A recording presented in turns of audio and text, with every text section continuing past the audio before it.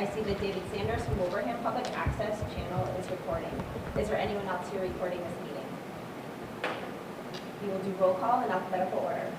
Bill Bontempi. Cheryl Caruana. Here. Sean Kennedy. Here. Patrick Kieran. Present. Lisa Murray. Here. Maura Ryan. Michelle Bugo here. Is anyone logged in, Karen? Did Bill or Maura log in?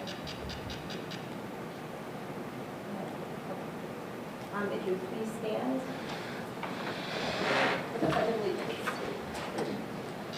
Allegiance to the flag of the United States of America and to the republic for which it stands, one nation, under God, indivisible, with liberty and justice for all. We do have the need for executive session pursuant to Mass General Law C, Chapter 30A, Section 21A, 3, to discuss strategy with respect to collective bargaining if an open meeting may have a detrimental effect on the bargaining position of a public body and the chair so declares. Custodial contract, UPSEU. Possible vote. Executive session pursuant to Mass General Law C, 30A, Section 21A, 7, to comply with or act under the authority of any general or special law, specifically Mass General Law, Chapter 214, Section 1B, Massachusetts Student Records Law, Mass General Law, Chapter 71, Section 34D, Massachusetts Student Records Regulations, 603 CMR 23 et sequentia, and Family Educational Rights and Privacy Act, FERPA, 20 USC, Section 1232G, and 34 CFR, Part 99, discussion of special education laws. We will do roll call. Cheryl? Aye. Sean? Aye. Patrick? Aye. Lisa? Aye. Maura? Aye. Myself, aye. We're now moving to executive session at 6:32.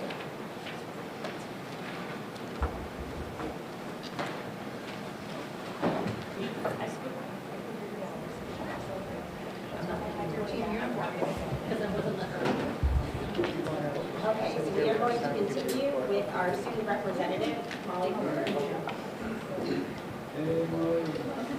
You get the podium. Yeah, get the podium. Big time. You're the big one.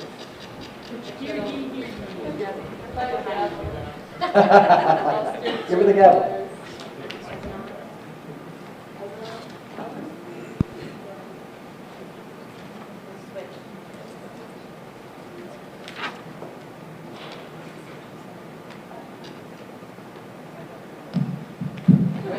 Okay, so yesterday was the National Honor Society induction. Superintendent Provost and I gave some speeches back to back, so that was exciting. The Lumberjack Club is having their Thomas J. O'Connor drive for pet supplies, not like chopping down trees, it is community service, so a little bit less cool, but community service is always a good thing to do. Student Council just hosted its November mini chalk for the second graders at Stony Hill. I was there. I felt like a celebrity. They were really excited to see me. Student Council is also having its lock-in tomorrow after school, which is just like a bonding event. So I get to be at Minichog from 7 p.m. to 7 a.m. tomorrow, which is going to be fun, hopefully. The Diversity and Culture Club invited a guest speakers in honor of Native American Heritage Month. I could not attend, but a lot of teachers could select if they wanted to go to this speaking event or not, and from what I heard, it sounded like it was a good experience. The school's semi-formal is taking place on December 2nd from 7 to 10 p.m., so I will be there also. And then Key Club is collecting non-perishable food donations, and for what they're calling the Mayflower Marathon, they're donating the cans and non-perishable food they received to Rock 102, who is then donating it to another foundation, which I'm not quite sure who, but Local food bank. the local food bank, that's right, thank you. And that's everything I have this week. Thank you. Thank you. So much. I hope you have a comedy in your future, because you're really good at delivering. Thank you very much. We're going to continue with new business and discuss the international field trips. And tonight we have Miss Kristen Pinkham and Michelle McGee.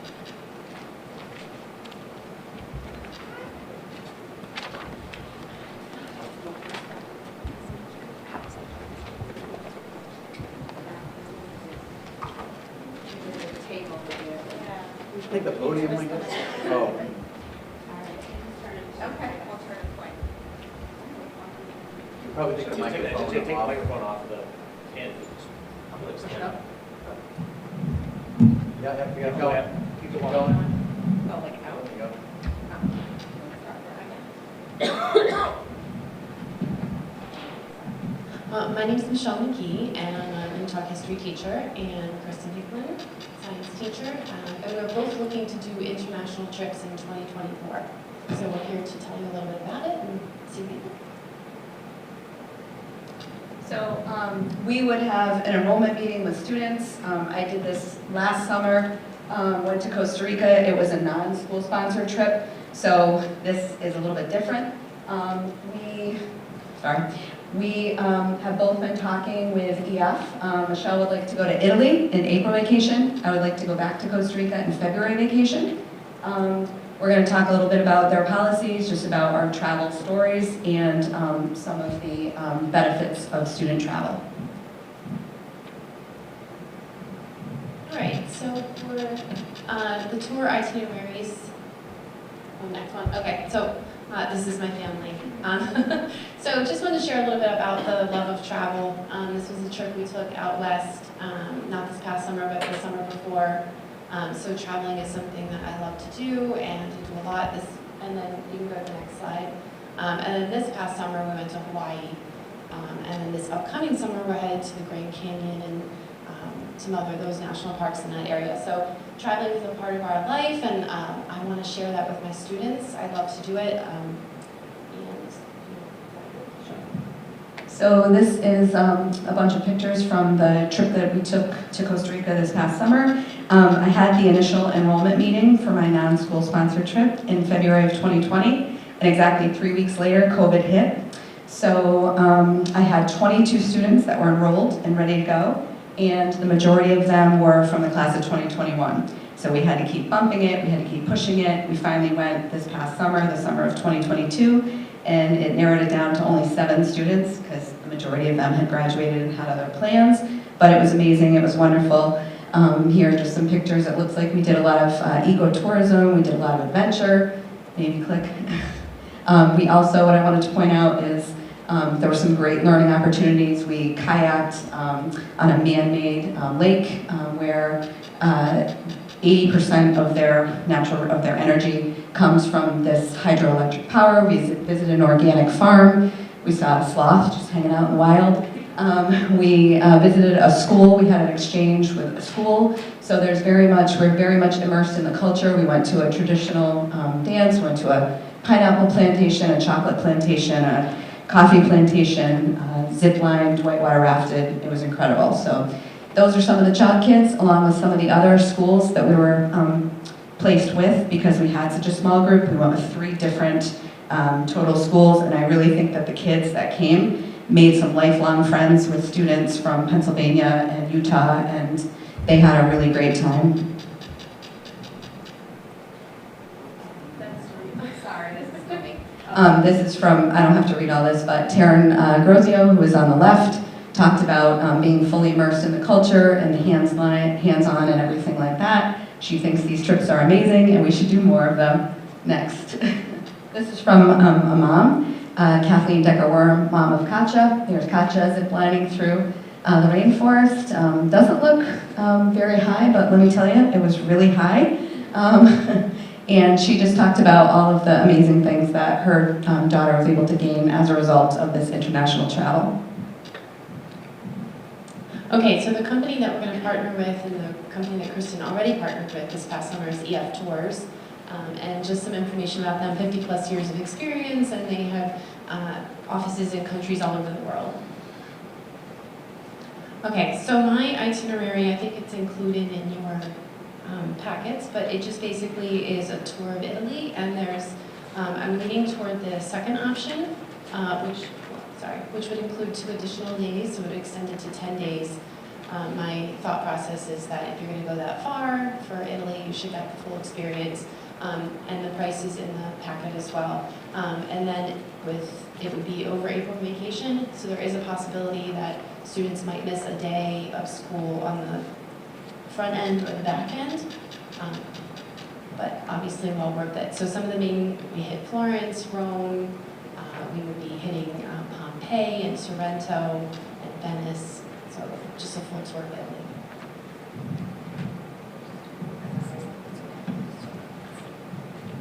All right, this is a picture of Costa Rica 2022, where we hiked Arnol, the volcano, same thing, discovered Costa Rica in the itinerary. Some of the same things that I did last time, like visiting the national parks and going to those different plantations. We also planted a tree in the rainforest, so when you get to say you do that, that's all in the itinerary, so I won't bore you with that. The prices are there as well. Where are the prices? They're not in here. They're not, okay. Sorry. There's proposals, but I haven't seen the cost. All right, so mine is $3,299, but there's a $200 early enrollment as well for my trip. So I'm sorry, say that number one more time. 3299. Thank you. Minus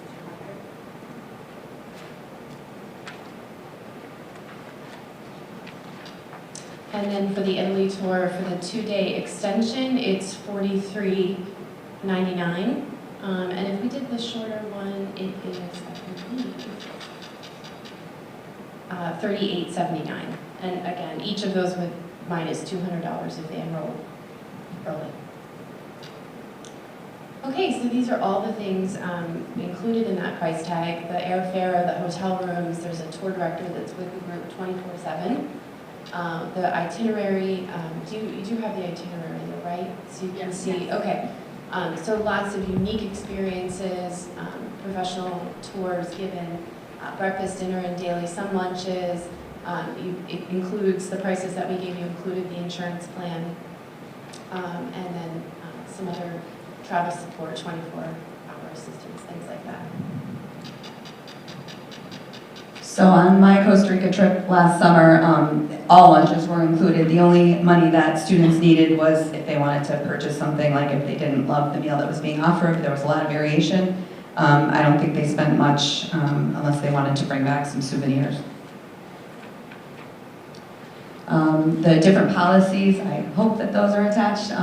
The peace of mind policy, just knowing that if, for example, something happened in that country, there was some kind of uprising or catastrophe, environmental catastrophe, that they reroute you to a different trip, so that you're obviously not stuck going to that one place.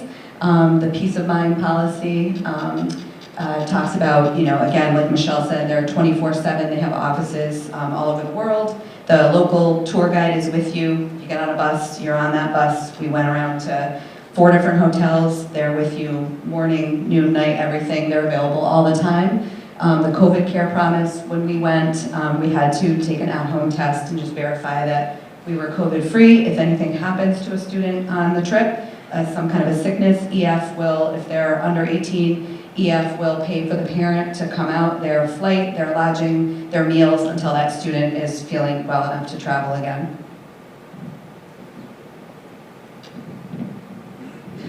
Okay, so the group travel, it does include students from other parts of the country, and that can help bring the cost down, but that is a huge benefit, as Kristen was saying, these long-lasting friendships they can develop, they can maintain through social media.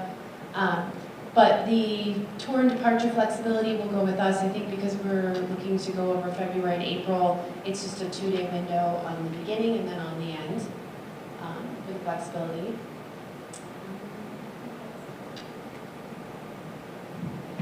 Yeah, a personal learning experience. Kristen was saying that one of our students is, one of the kids that went on the trip is using the experience for their college essay. And I'm not too sure about that. Yeah, that's a little separate. Okay. And this is just an example of a payment plan that EF sets up, so to make it more affordable for parents. So probably be in the $240 month range at this point.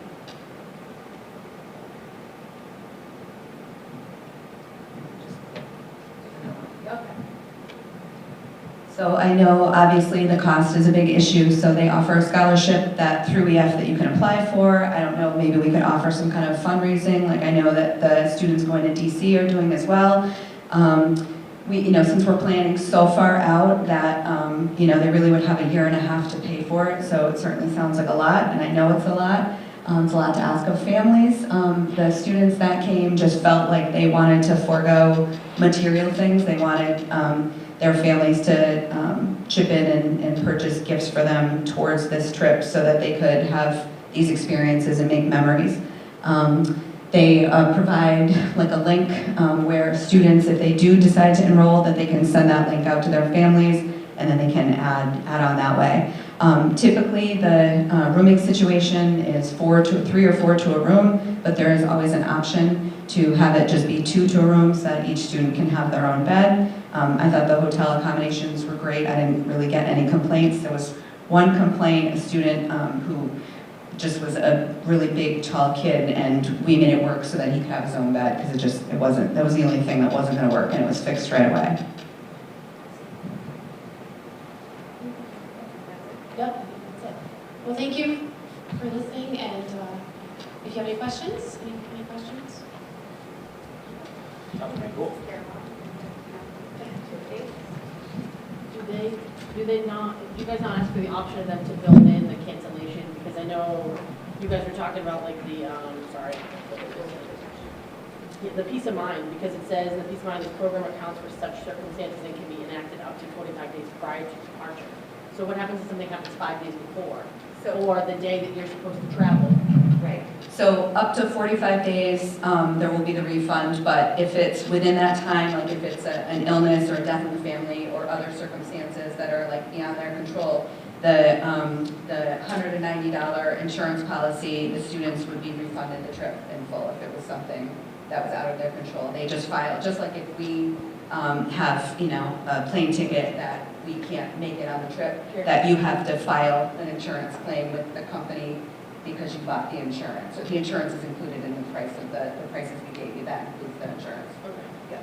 I have a question. What's the range for the highest number of children you take to the lowest number? So when I enrolled last time, I had 22, and you get 1 chaperone per 6 students. So I was going to potentially have 4 chaperones, and I was thrilled. And then it dropped down to 7, so it was just me. We could do as many as, we could have the whole bus to ourselves. So when we talk about going with other students from other schools, that was because we had such a small group, and these other 2 schools did as well. But if we filled a bus with, a coach bus with as many as they can fit, 45, 50, I'm not sure what the capacity is, but we could do as many as long as we had those chaperones. I don't know if that, and the other thing too, when you said the range, I thought you were going to ask what was the age range. When I initially set this up, there was a student who was actually Katja was in 8th grade, and it was a Panama trip that didn't go through, so EF, when her trip didn't go through, EF gave her a voucher and said, if you want, you can go to Costa Rica, and when you get to the high school, they're going to be running this trip to Costa Rica. So she came with us, and the oldest, so she was a sophomore when she came, and then because it was a non-school sponsored trip and it was over the summer, I had a student who had just graduated, but in fairness, when he enrolled, he was only a sophomore. So I saw kids that were like 3 years apart that were, really bridging the age gap and really making great friends. 2 of my children went on trips to France, 2 EF tours, to France, and the other one to Greece. Which teachers did they go with? The Vickers? Oh, yeah, I used to teach with that, yeah. Yeah, they went on a couple of them with Vickers, and it was a really great experience. Right, and I know Michelle was talking a lot about how this was always a thing at Minnetonka. Hattie Hogan Yes. and Mary Gardner, Yeah. Sheila Franklin, Jeannie big. Kennedy. It was big. I think just between the pandemic and I think there was a trip they had to cancel for London for, was it I can't remember what it was. Point of order, do we need to make a motion to accept this or anything like that? Because they haven't come to us before they travel internationally, yes, we will have to prove just like they don't have the state, but they haven't had that. Okay. All right. Great, thank you for the presentation, that was really great. Thank you.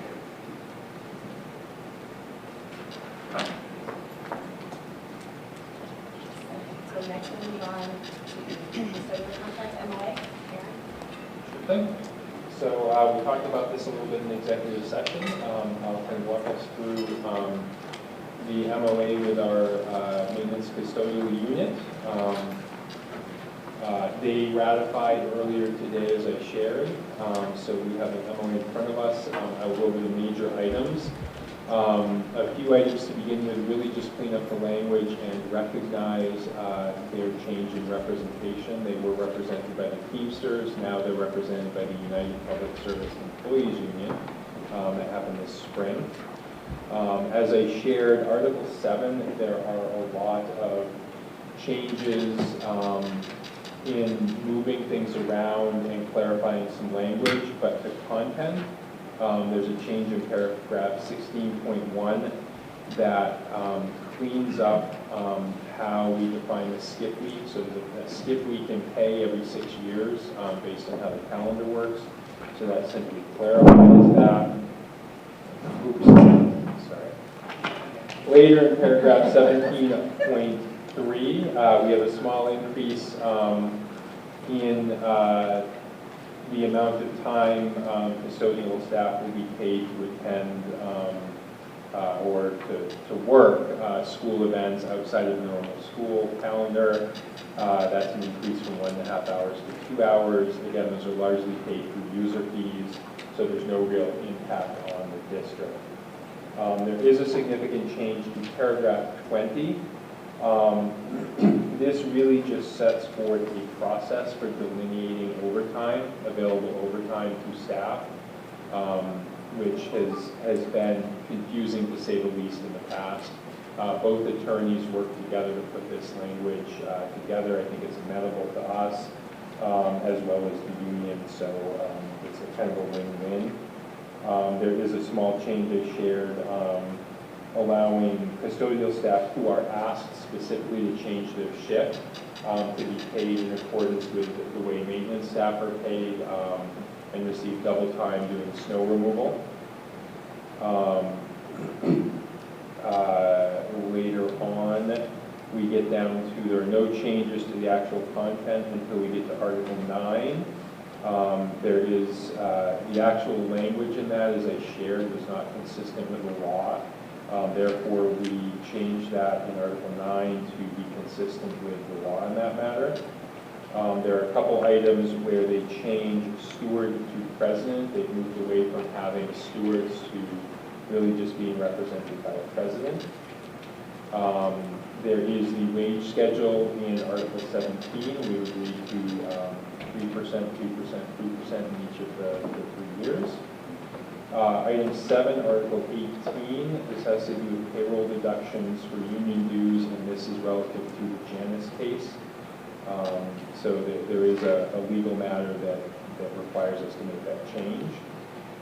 There is a change to the number of days required before an employee is out on leave before they are required to present the doctor's note. Article 19,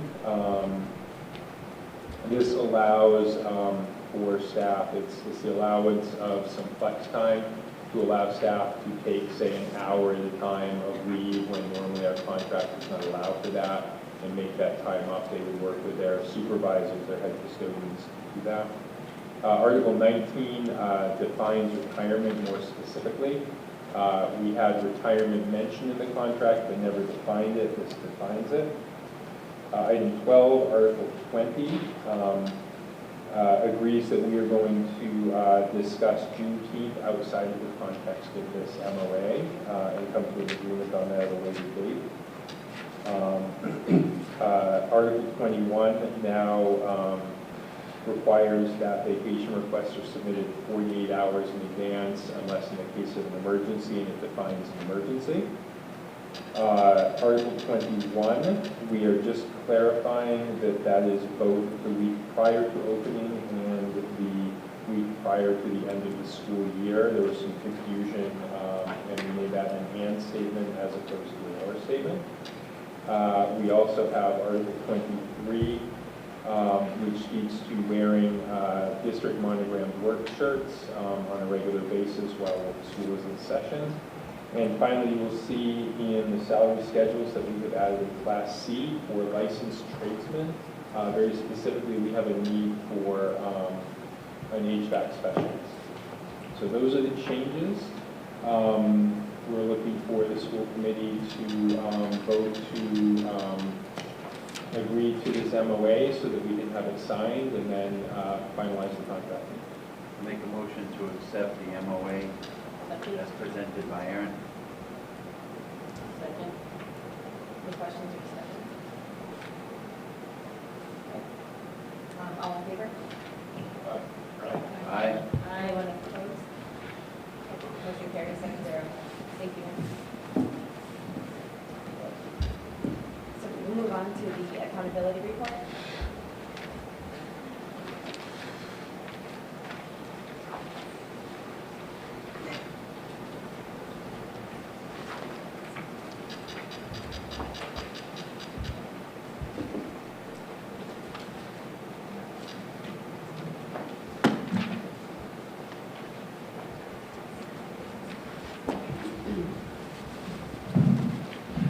Thank you.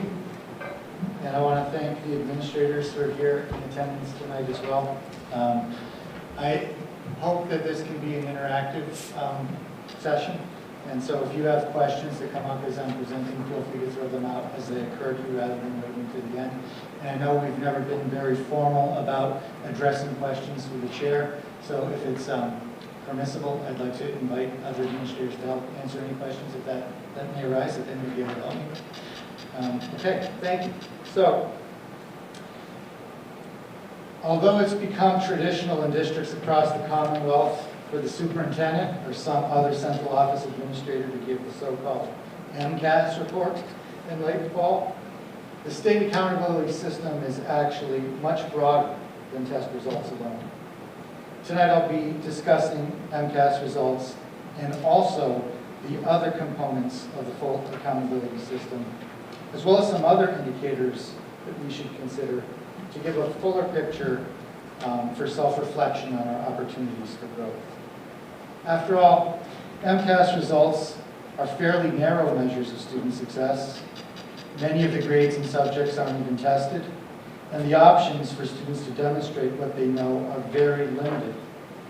Focusing only on test results often results in narrow prescriptions for improvement, such as ones I've heard in every single district I've worked in for as long as MCAS has been in existence. Things like, we need to do better on fractions, we need to do better with open response questions. And I think if you look only at test results, you'll continue to get those kind of prescriptions for as long as this test happens to be in existence. However, and those may be good things to work on, but the work of getting better at fractions or getting better at open response takes place within the larger context of a system and practices and learning conditions. And focusing only on segments of curriculum may draw our attention away from opportunities to improve the larger systems in our district. So my goal tonight is to use the full accountability system as well as some other measures to provide as fulsome picture of our district as possible, to provide a basis for broad reflections on the strengths and weaknesses of our district, as well as opportunities for improvement. So, let me begin with data concerning our teacher preparation and experience. Quoting from the research of Linda Darling-Hammond, quote, quantitative analysis indicate that measures of teacher preparedness and certification are by far the strongest correlates of student achievement in both reading and mathematics, both before and after controlling for student poverty and language status. Accordingly, the most important thing we as a district can do to improve student achievement is to make sure every student has a well-qualified teacher. There's also a great deal of research showing that teacher effectiveness improves quickly during the first years of their careers. Now, that's not meant to be a microaggression against new teachers. New teachers are also well qualified and can be highly effective, but most improve over time.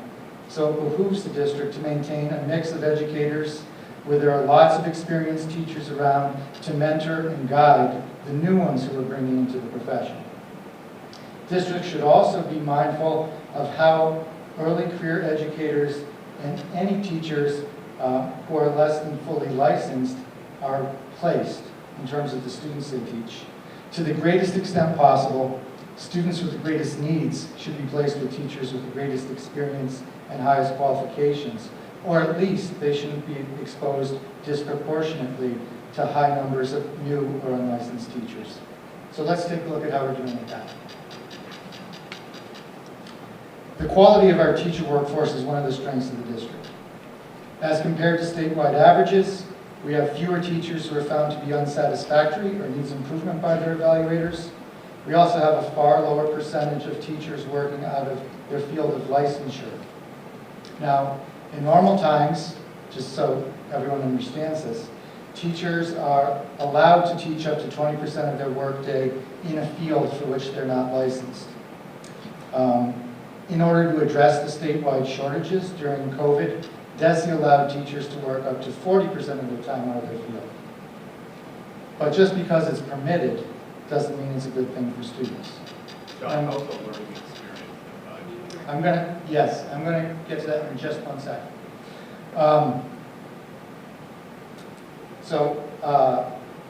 Happy to say that in our district,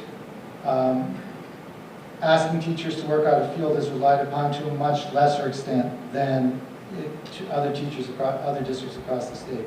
We also have a far lower percentage of teachers with 0 to 2 years of experience. Again, it's not meant as a slight against teachers at that level. Everyone in this room who has a license was a teacher with 0 to 2 years of experience at one time. But these are teachers who need to be supported in special ways because they're still in the rapid growth of their own development. So, let me explain learning experiences. A learning experience is a student class unit.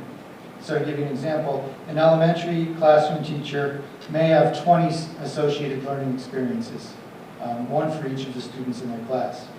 But a PE teacher who works with every student in the building would be responsible for several hundred learning experiences, and a content specialist at the secondary level might be responsible for between 100 and 150 learning experiences over the course of the year. So these results are translated into learning experiences rather than teachers. So when you think about this, some teachers weigh much more heavily in these numbers than others.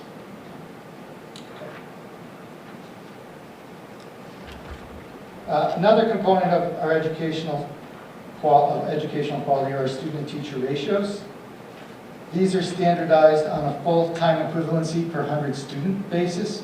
Here you can see that we're slightly below statewide staffing ratios in both reading, math, science, and social studies, as well as arts and languages. So, even though we had fewer teachers who were working out of their field or in their developing years, it's worth taking a look at how we assign those teachers to see if any groups of students were particularly disadvantaged. This report shows the overrepresentation or the representation of selected populations among learning experiences taught by developing educators or teachers working out of field. On this report, if student representation in those learning experiences was perfectly proportional to the representation among the student body as a whole, the result would be 1. That's exactly what we saw for low-income students in the chart of learning experiences taught by developing educators on the left. You can see for students of color, students who are learning English, students with disabilities, the result was about 1 or less. This means that those groups were not more likely to be assigned to a developing educator. However, those students were more likely to be assigned to educators working out of field. Low-income students were 60% more likely to be assigned to a teacher working out of field, and students of color were 49% more likely to be assigned to a teacher working out of field. The state has arbitrarily designated 50% over-representation as the warning indicator for inequitable practice. So you can see that was triggered for low-income students and nearly triggered for students of color.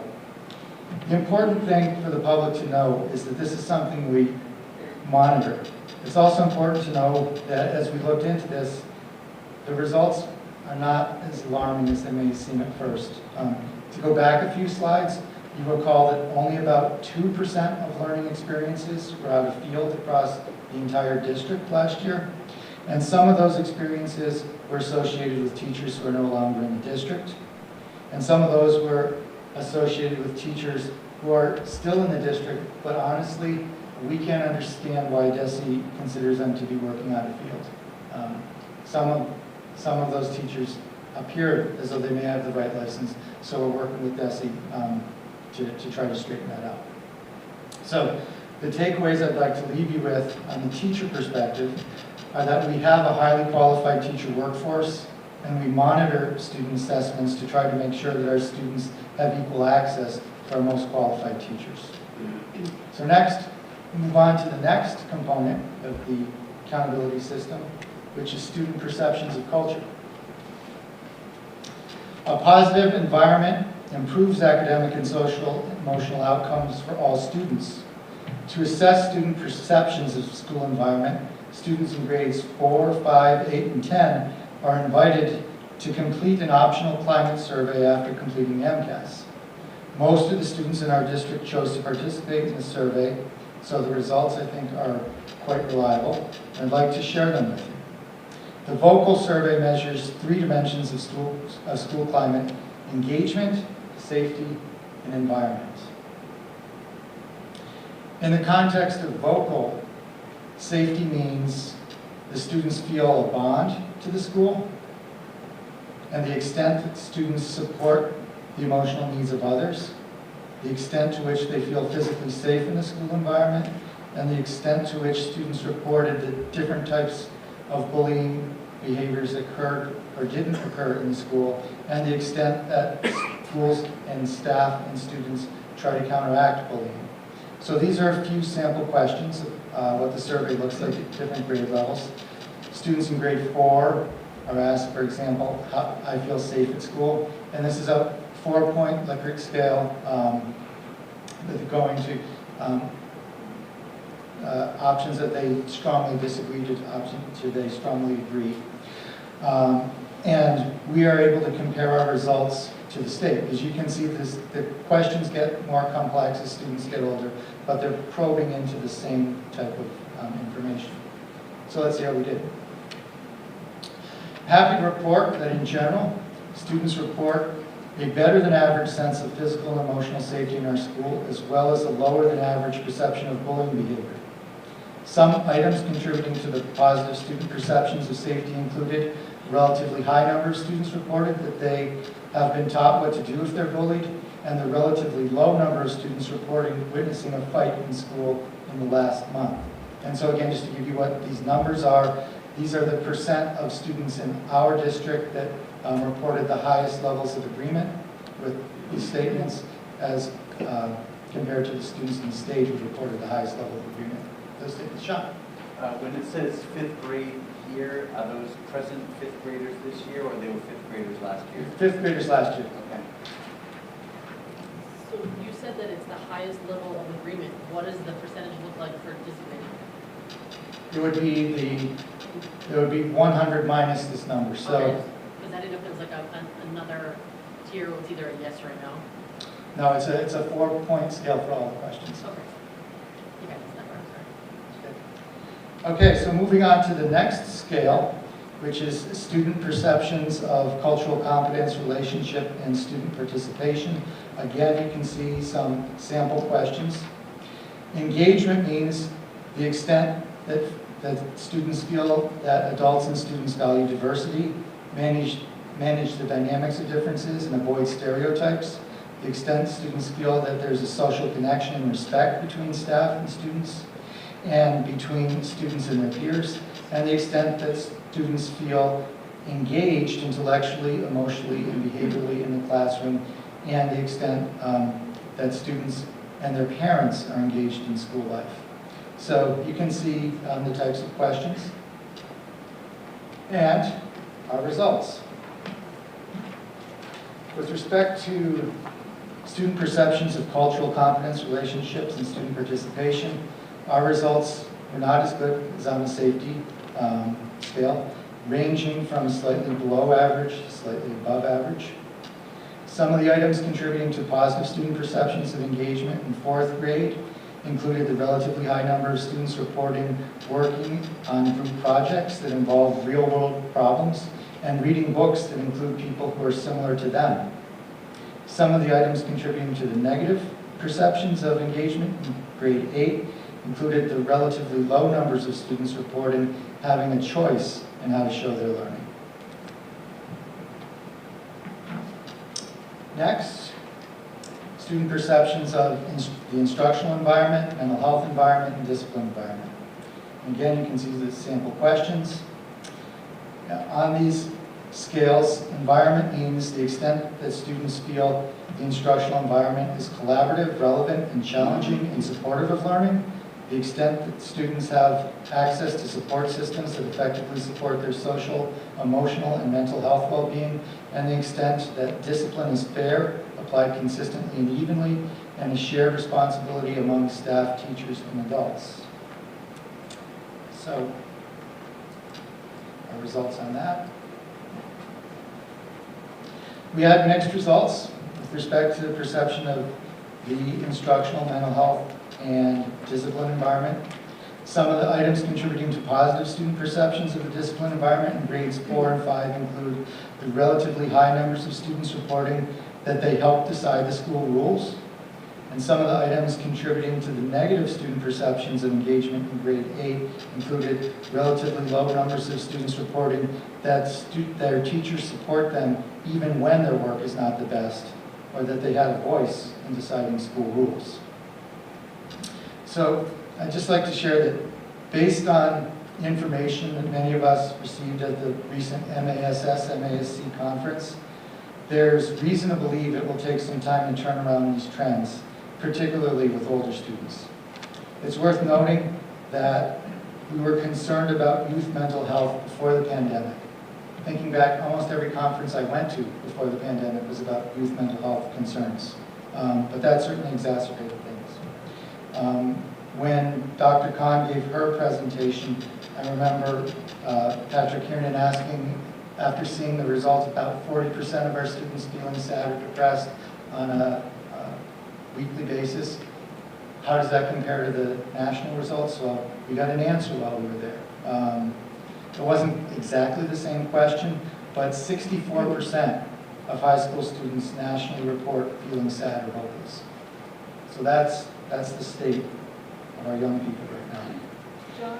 Yes. I have a question on the fact that for all 4 of these, grades seem to consistently be low. What do you point that to?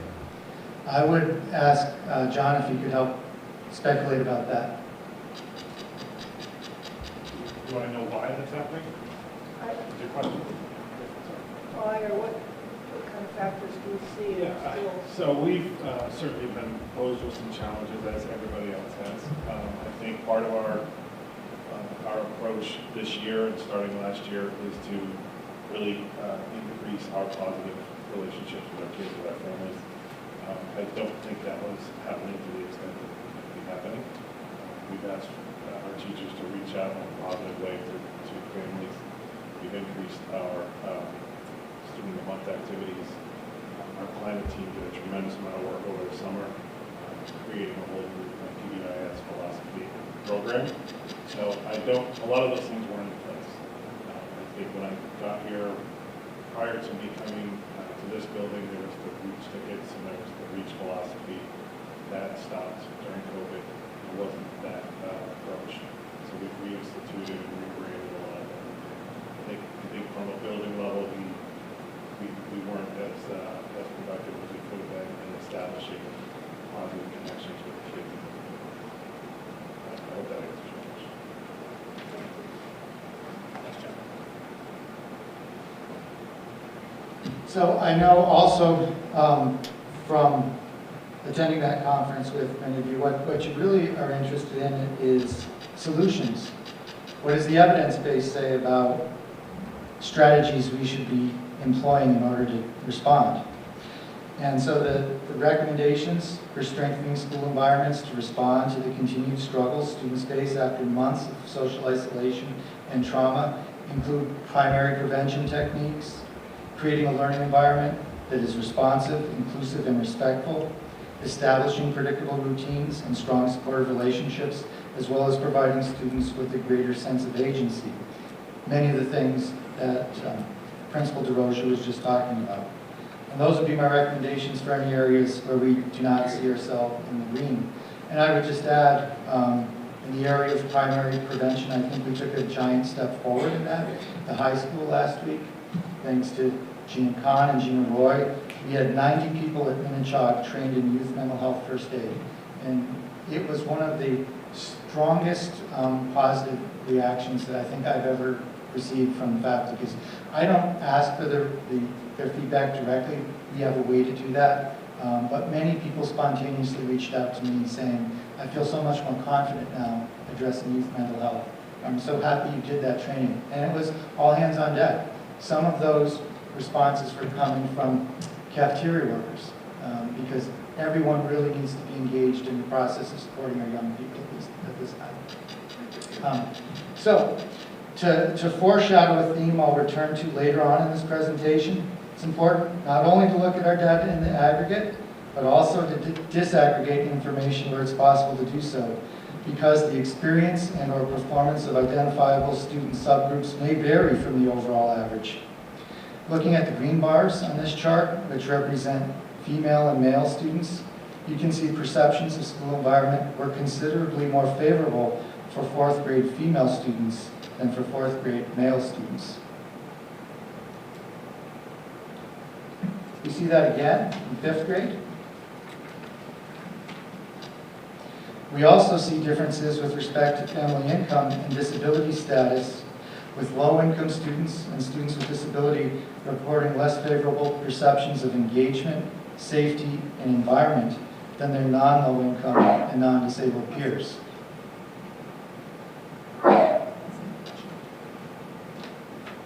In 8th grade, again, low-income students reported much less favorable perceptions of safety than their non-low-income peers, and female students reported slightly less favorable perceptions of safety than their male peers. In grade 10, the largest differences were between the sexes, with female students reporting less favorable perceptions of engagement, safety, and the environment as compared to their male peers. So, now moving on to academic achievement, or the MCAS. Go ahead. I draw many of my thoughts about school and district improvement from the field of organizational behavior management, and specifically from the works of Thomas Gilbert, who outlines the concept of exemplary standards and performance improvement in his influential work, Human Competence, Engineering Worthy Performance. His overall idea was that no individual or organization would ever become all it could be by measuring itself against group averages. After all, 50% of individuals or organizations will always be in the top 50%. Instead, he encouraged us to look for exemplars, with the understanding that some people or organizations have advantages that others cannot reasonably access, and therefore are not suitable exemplars. This is simply to say, in a world where advantages and disadvantages are not equally distributed, we don't get to take any victory laps for outperforming districts that face challenges we do not. And we shouldn't blame ourselves for underperforming districts that have advantages we couldn't dream about.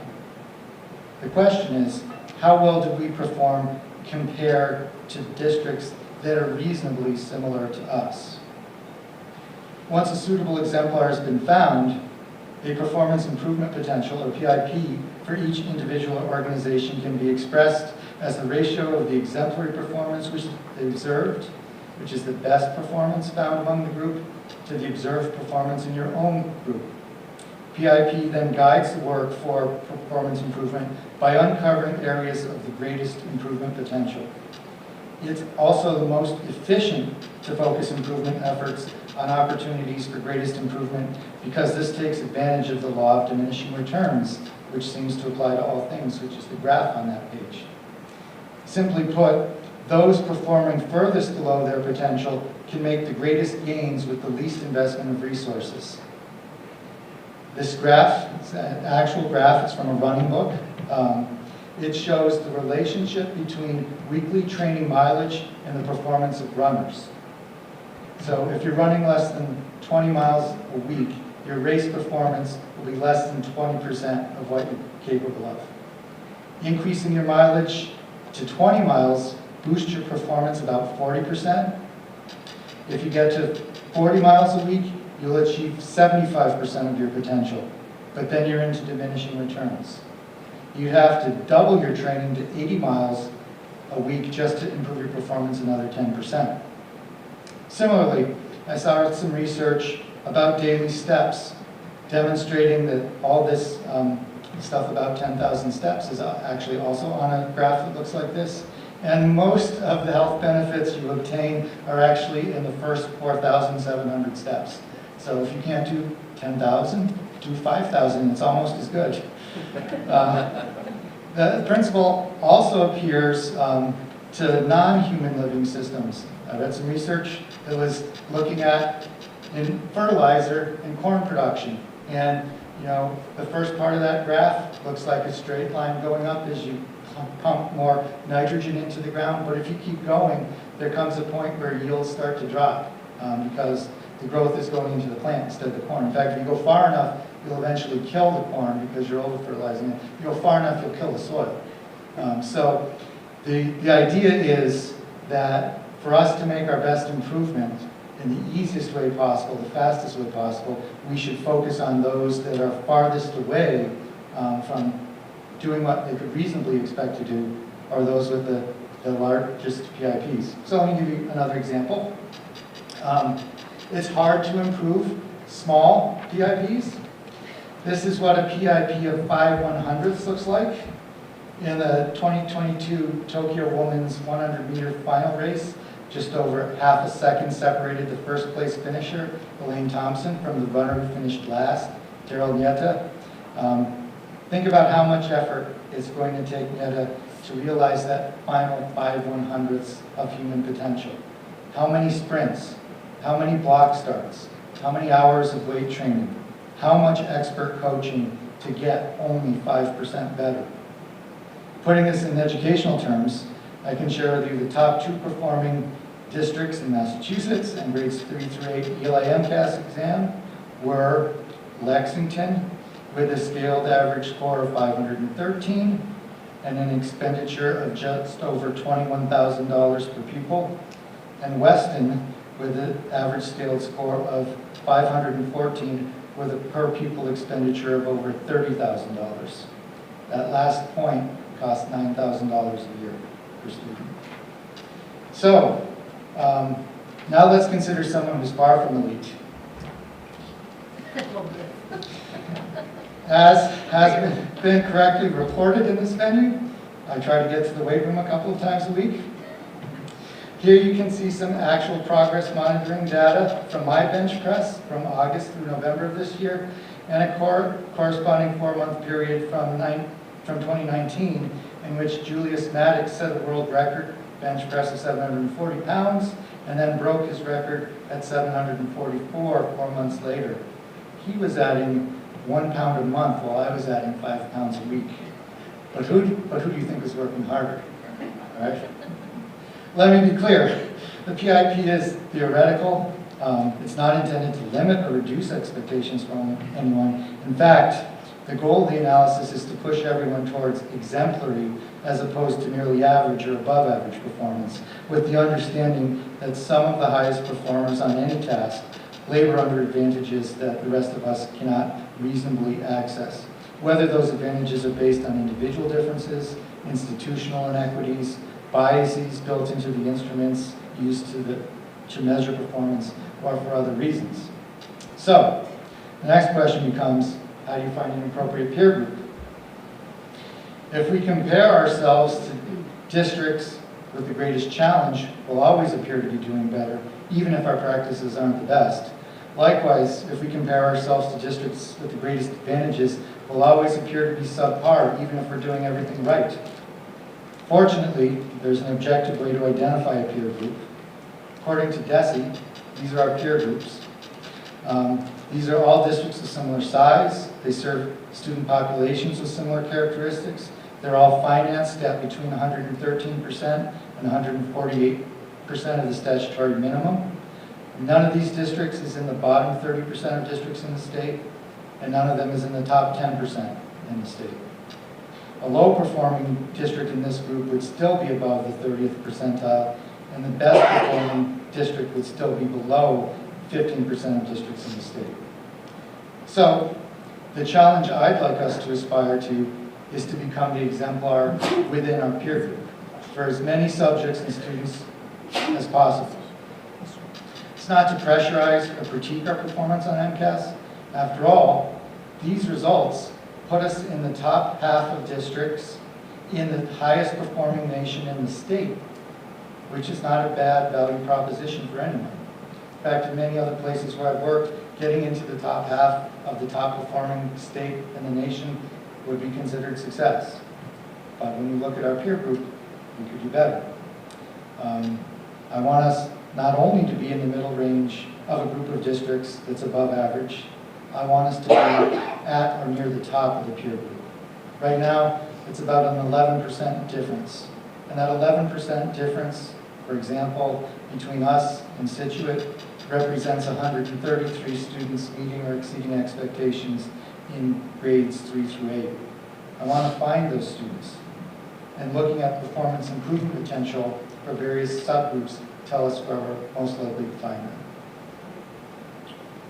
So, I'll start by explaining this slide. There's a lot of stuff on there, and it is a model for the slides to come. Perhaps the most obvious elements are the bars depicting the percentage of students in various subgroups meeting or exceeding expectations on the science and technology MCAS exams administered in grades 5 and 8.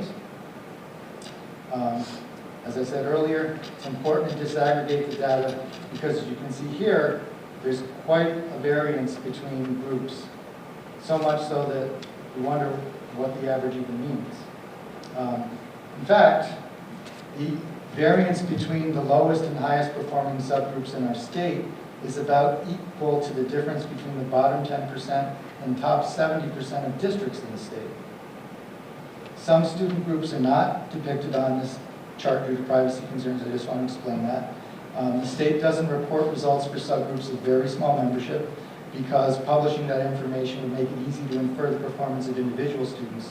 So if a group is not depicted here, it's not an attempt to invisibilize them, it's only to protect their confidentiality. The next thing you'll notice is a box surrounding each bar. This box shows the range of performance observed among each corresponding subgroup in our peer districts. The top of the box represents exemplary performance for the subgroup. None of the districts in our peer group held top performance across the page, so you're actually seeing the top performance among all of the districts, which is basically 3 different districts that were taking turns being the top. Here you can see that we actually were the exemplar in science for 3 groups of students, which is why they're highlighted in orange. For students who are learning English, for low-income students, for high-need students, we had the highest achievement among our peer group. Still much lower than the achievement for other groups of students, but given the disadvantages that some of them face, we are performing at the top of the sort of reasonable observed performance for them. And so that, I think, is a worthy accomplishment to be celebrated. Next, the red line represents the statewide average for all students in 2022. So you can see how each of the subgroups performed compared to the statewide average. Also on here, the green or blue line represents the pre-COVID statewide average for all students, so you can make judgments about which groups have recovered at least to the statewide average prior to COVID. The other thing indicated on here is the range for our LVPEC cohort. Even though none of them are peer districts for us, we have advantages that many LVPEC sister districts do not have. There's one district that has some advantages we don't. So none of them are included in our peer group. You can see their range went in science basically to the same point as our peer groups on the top end, but much lower than our peer group on the bottom end. So that's how this chart is set up. John, Yes. what are we seeing? So it's interesting if you look at science, technology, engineering, and math. From a gender standpoint, how are females underperformed compared to our males? However, when you flip that to ELA, how are females overperformed compared to our males? And it's not a small amount, except I think of 10th grade female-male split in science and technology and engineering. What's going on and what have we learned and what are we doing? That's a great observation. That's one of the first things that I noticed looking at this. I would have Mr. Hale talk to what we're doing about the ELA situation in the high school, because I know that that was something that he got on immediately when I shared this with the team. Should say that shared this with the team about 3 weeks ago. So we haven't had a lot of time to work on it. But Mr. Hale, if you'd like to discuss some of the observations and interventions you're thinking about in ELA. Sure. So we spent October 31st analyzing our curriculum to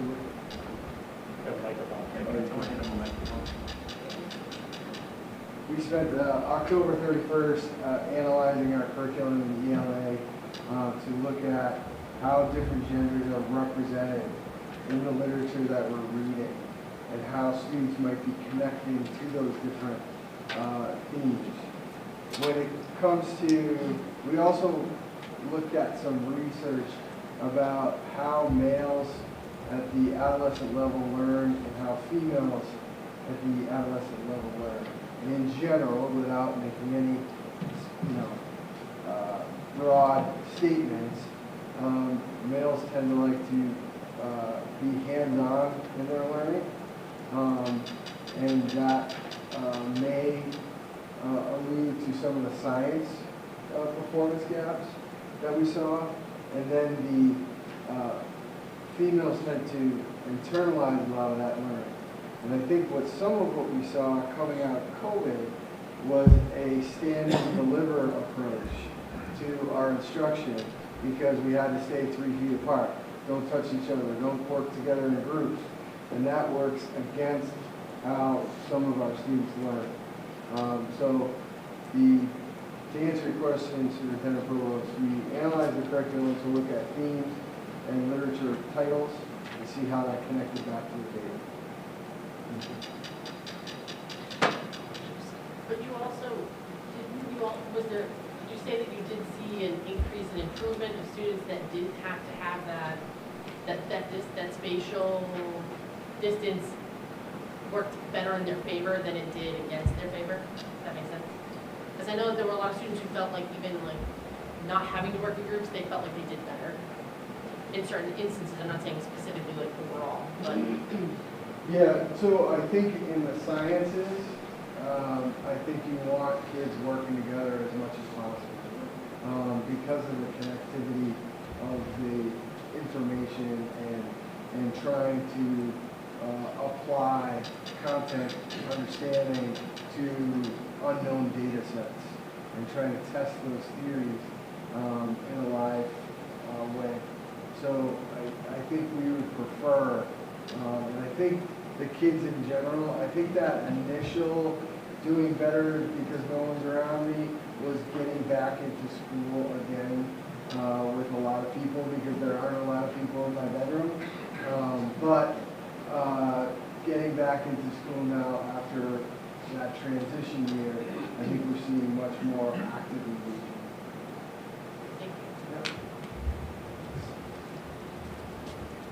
But it's, just to finish that, it's an area of inquiry for us, to try to figure out what's going on. And for all of these where you see a PIP calculated, it means that they're over 1.35, which means they're 35% or more from what we could reasonably expect. We have to ask those same questions. So why are black students performing so much below their potential that we see in other comparative districts? What about Hispanic and Latino students, multiracial students? Those all have those areas there because those are areas where we're not the exemplar, or in fact, we're far from the exemplar.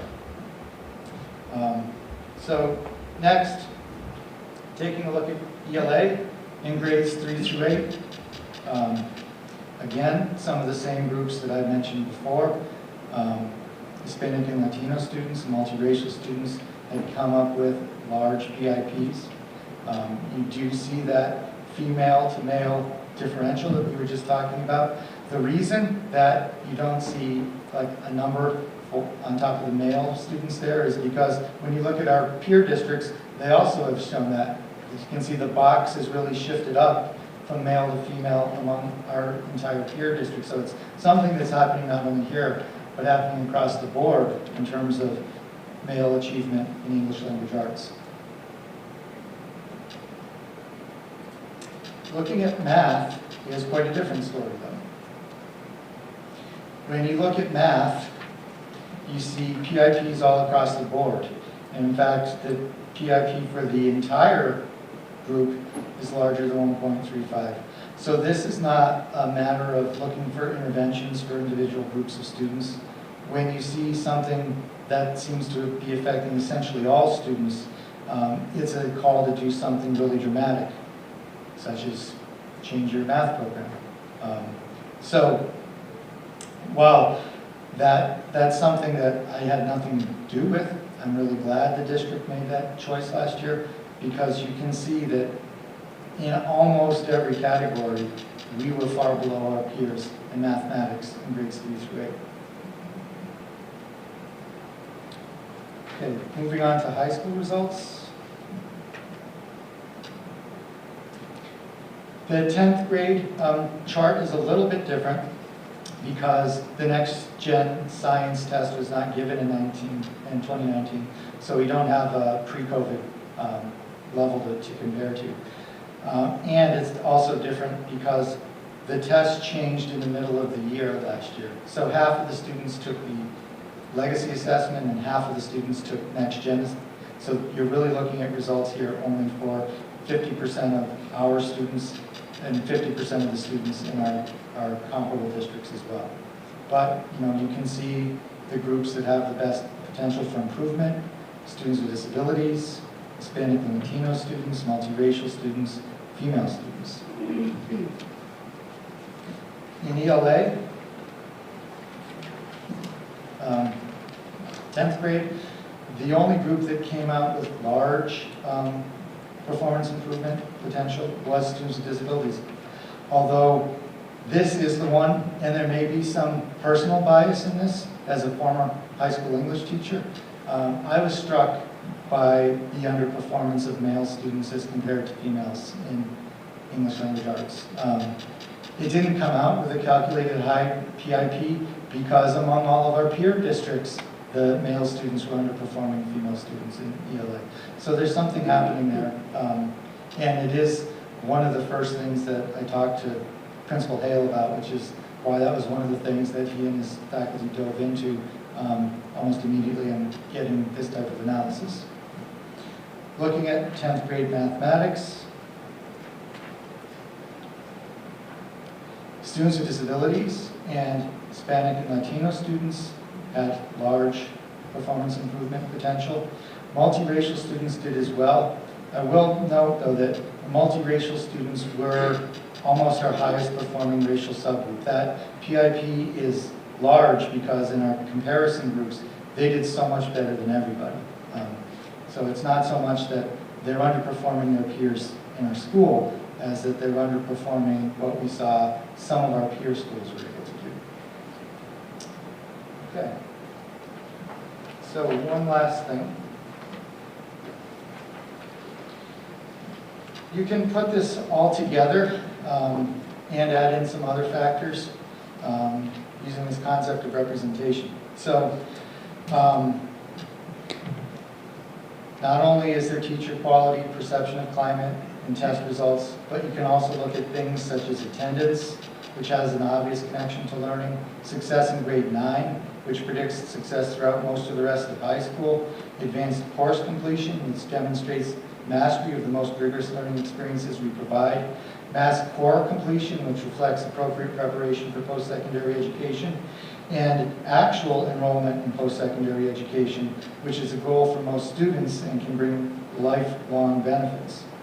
You can also look at risk factors such as suspension rates, since student suspension is related to a host of adverse educational outcomes.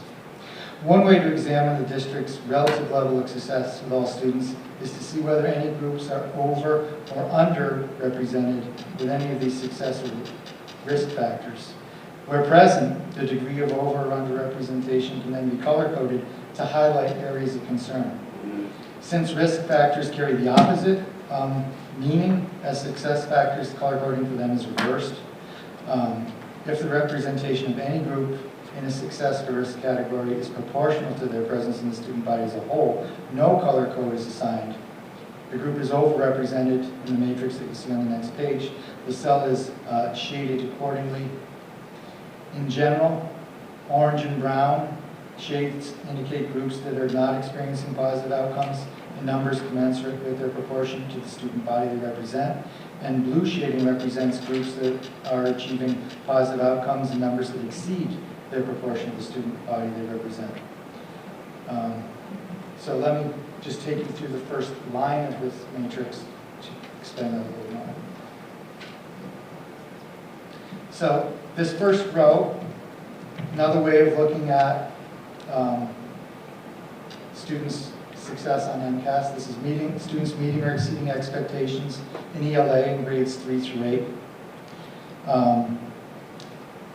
5 cells in the first row are not shaded, indicating students in these groups met or exceeded expectations on the assessment in numbers similar to their proportion of the student body they represent. For example, Black students represented about 3% of students in those grades, and about 3% of students in our district who met or exceeded expectations.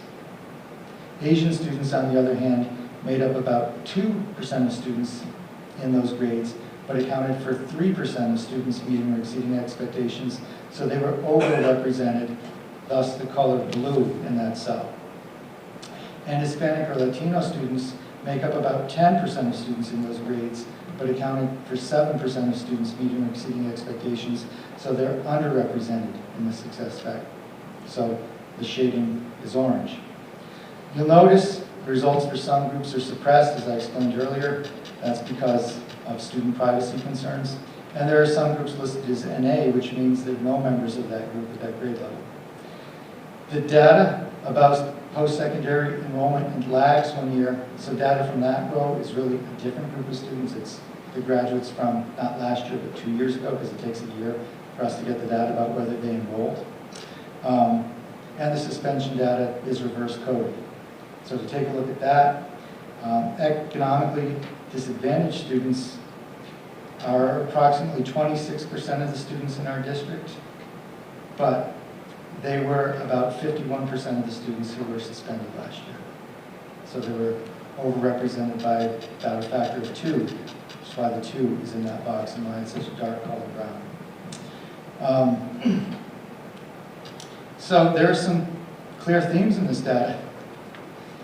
The most far-reaching is that we need to do something to capitalize on opportunities for improvement across the board in mathematics in grades 3 through 8. As I said earlier, as though I had nothing to do with it, I'm glad the district decided to adopt a new core program because these results support the wisdom of making such a programmatic change. I'll also share that earlier today I had an opportunity to observe some classes where the new math program is being implemented, and kids are engaging in very complicated math concepts with a high level of success. And so I'm really hopeful for that. It probably will take several years before we see the full impact of that, but it was a good thing to do, and it seems to be off to a good start. Hopefully, that will help to also to address some of the achievement gaps we've seen between students. The next theme is achieving our potential as a district will depend on our ability to help all groups of students achieve their potential. Almost half our students are female. As we've said earlier in this meeting, the only way for us to achieve exemplary performance in science is to figure out what's standing in the way of higher science achievement for female students at every level. More than half our students are male, and there's no way for us to achieve exemplary performance on high school language arts without closing the more than 20% performance gap between them and their female peers. And looking across the multiple dimensions of the accountability system, whether it's student perceptions of climate, academic achievement, course taking, attendance, discipline, or college attendance, it's clear that we have an opportunity to make things better for whole groups of students, particularly students with disabilities and Hispanic or Latino students, and to a lesser extent, economically disadvantaged and Black students. So, at the MASC conference, we learned that it takes a minimum of 10 years to embed strong equity practices in the district. But there's one place our data paints a picture of an equitable future. So let me close by drawing your attention to the line for arts course taking. That's one indicator of success where no group is underrepresented. And I think it's appropriate that we begin this evening with a band performance, because something happens in arts education that should be emulated across the district. They have figured out a way to allow all kinds of students achieve similar levels of success. It may take 10 years or more, but our job is to make every line look like the arts course taking line. That's our collective work, and that's what I think the results of our accountability data show us.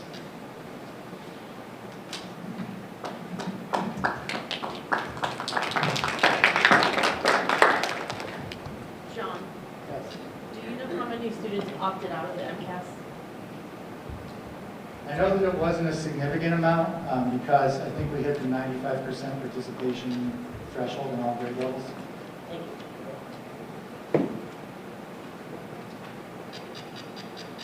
Alrighty, any other questions? I have one, if I may, to Mr. Hale. Have you looked at this data before this way, or is this the first time you've looked at this data this way? No, in Edwin, you can look at this data a number of different ways, but we have looked at the subgroups previously, not necessarily the heat map that Superintendent Provost has done, but we have analyzed the subgroup data before. This seems to be to make things a lot more clear. Is that your perception as well? Yes. Anyone else have anything they want to say or add based on what you think of this presentation or what you pulled from this presentation? I would add that I think it's great. I love it. It gives us a visual that goes along with what we thought we knew, but it helps us shine a light for all of our staff. Because a lot of times we play whack-a-mole when we look at the overall performance and try and, like he was saying earlier, looking at individual standards and when we do that. These are groups of kids that we've got to do a better job of supporting. It's not that we haven't looked at it, it's just, for us, it was great. So we did something very similar at the building level with our dark schools that he taught us how to do. So I love it. Thank you very much. Yeah, thank you. We will continue with Aaron on the monthly budget. And for a breath of sunshine. So you have, first item. Thank you for coming. John. Yay. Happy Thanksgiving. Have a great holiday. So sad. Enjoy your short week next week. Have a good night. We appreciate your presentation, don't worry.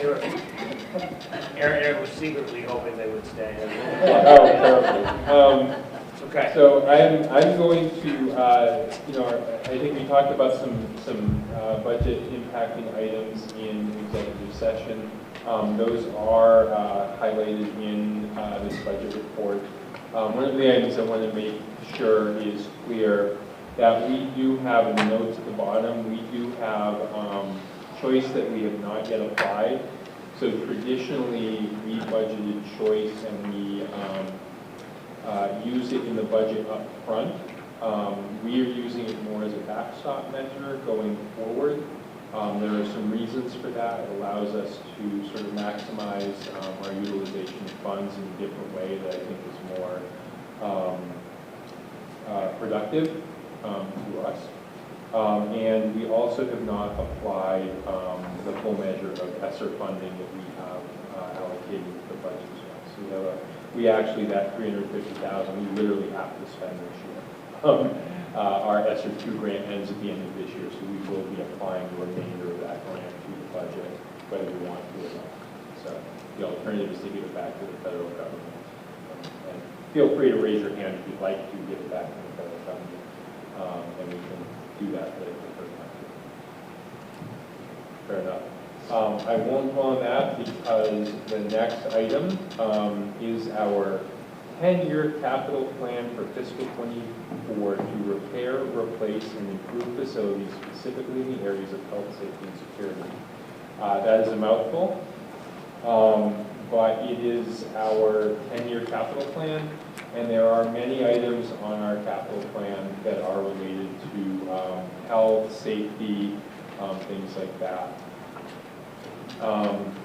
At the Budget and Finance Subcommittee, we walked through, you will see in the memo I shared a few of the major drivers, but what I'd like to do is kind of quickly walk through some of the major items in the 10-year capital plan, why they're important, and what some of the impacts are. If that works for everyone?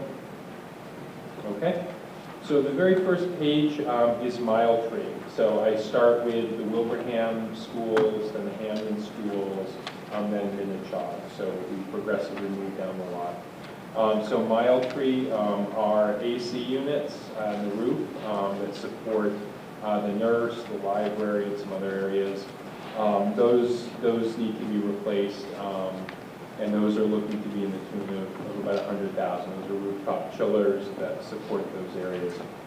The gutters are, I'm not sure what era they come from, but they're original to, I think, the building, and those are decaying rapidly. Those aren't necessarily immediate health and safety, but as those gutters fail, that is going to put water into the walls of the building and deteriorate the walls at a rapid pace. So those are items of importance to us. You will see in every case, because it's not something we have traditionally budgeted within our operating budget, I have included a lot of classroom technology in the capital plan. Again, we could fund this. This does not mean that we're going to go to the town and ask for $10,400 to fund Chromebooks or iPads or devices in the schools. It's just to highlight it as a major item that we're going to need to spend money on as we progress. So you will see projectors and things like that are starting to age out. You will see some of those. You don't see those this year at Mile 3, but you start to see them next year, and you will see them at other schools. The gym divider, if anyone has been in the gym area, the sort of gymatorium, that divider has seen much better days. It does not consistently work very well. We would like to replace that divider. Again, not a major health and safety concern, but it really impacts the usability of that space. You will see there is a color code at the bottom that indicates some items. So we had requested last year to tie Mile Tree Sewer into the municipal line. That is a line that goes from Minnechaug out to the street. That is something we requested last year, and the town chose not to fund that. It's, again, not an immediate health and safety issue. Mile Tree does have its own septic system, but tying it into the town sewer line would be helpful and more efficient. The next item is, if you've seen the storage unit that sits next to Mile Tree, it's fairly unsightly. Our hope would be to put in something like a storage shed that blend it a little better in with the building and the environment. We will be needing to do some switch upgrades, much like we talked about in Minnechaug at many of the schools. We're estimating that at about $45,000. Mile Tree next year would be in line to do a phone update. We'd be looking to do that. We've talked about sort of bringing us into having a single phone system instead of 6 separate phone systems. The next item is more of an interest item, but it is important to think about having an ADA plate structure. I think both Mile Tree and Green Meadows have those.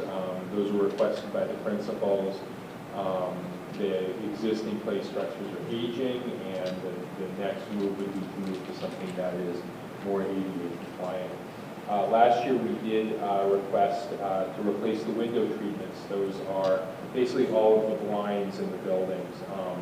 Those serve a couple purposes. They serve a security purpose so that people can't simply see into what's going on in the building. They also do serve to limit the amount of light that comes in on hot days, and also insulate a bit against cold days. So there is some insulating factor in those blinds.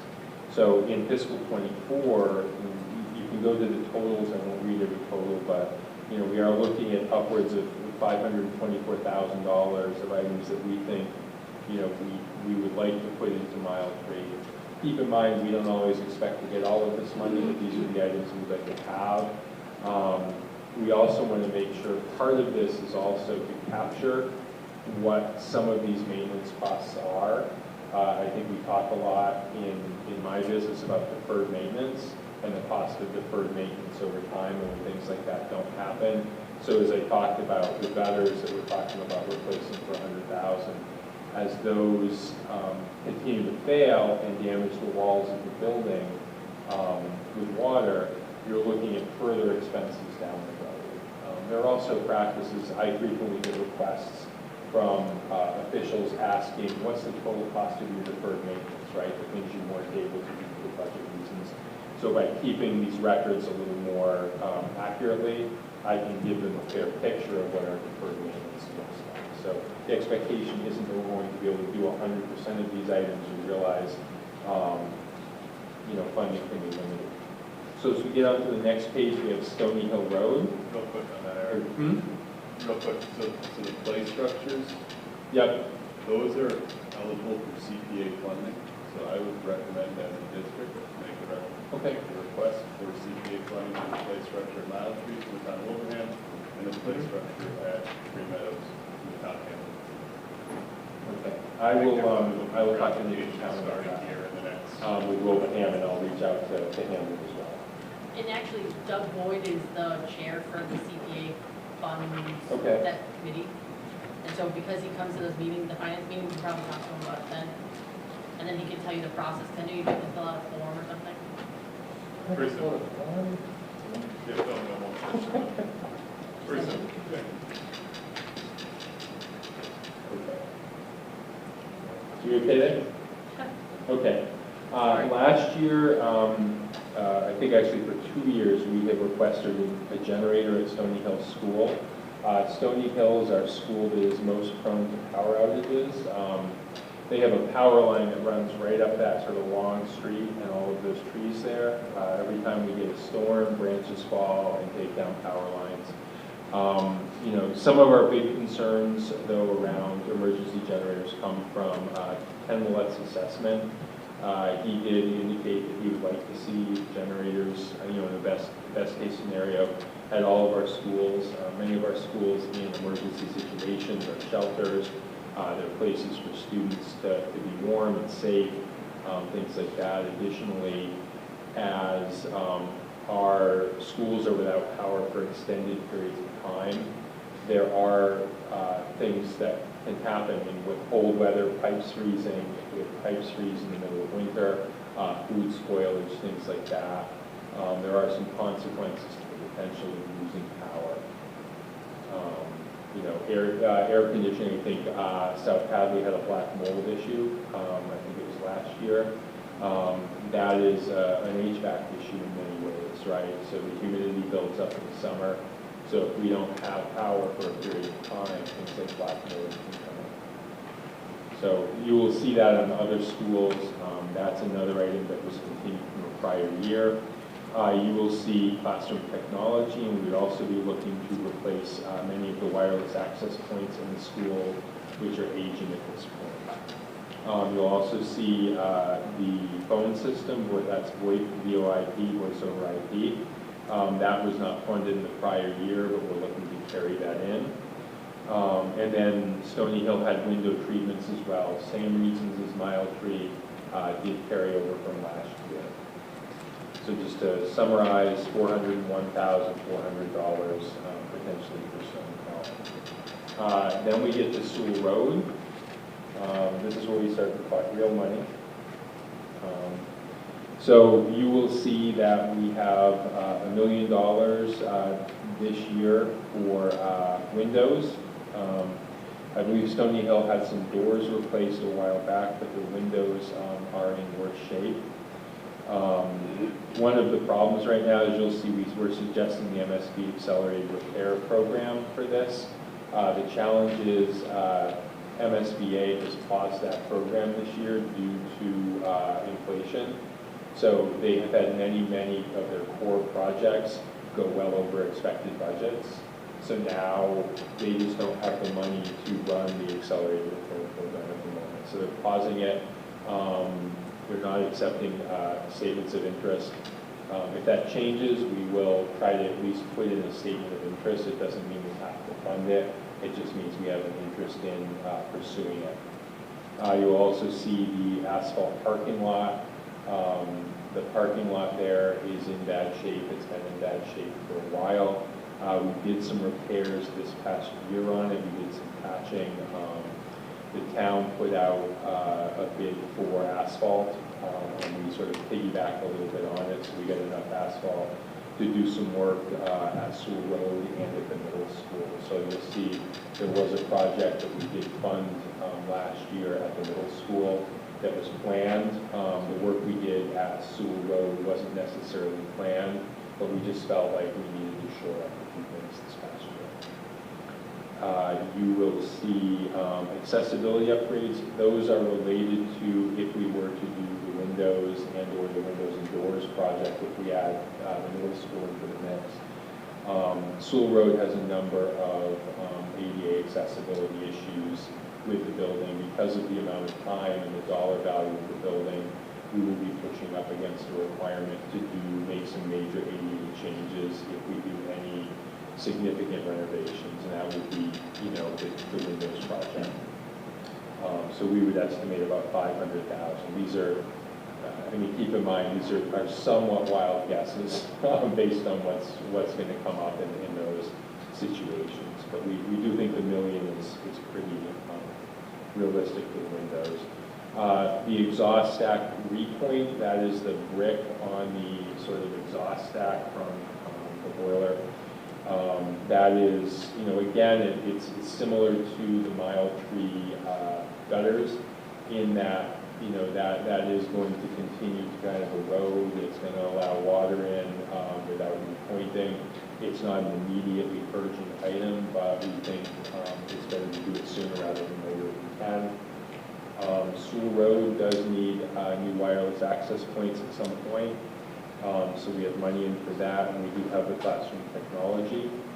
We did also, I believe Sewell Road was on our list last year for a generator, so Stony Hill has been on for 2 years. Sewell Road was on for last year.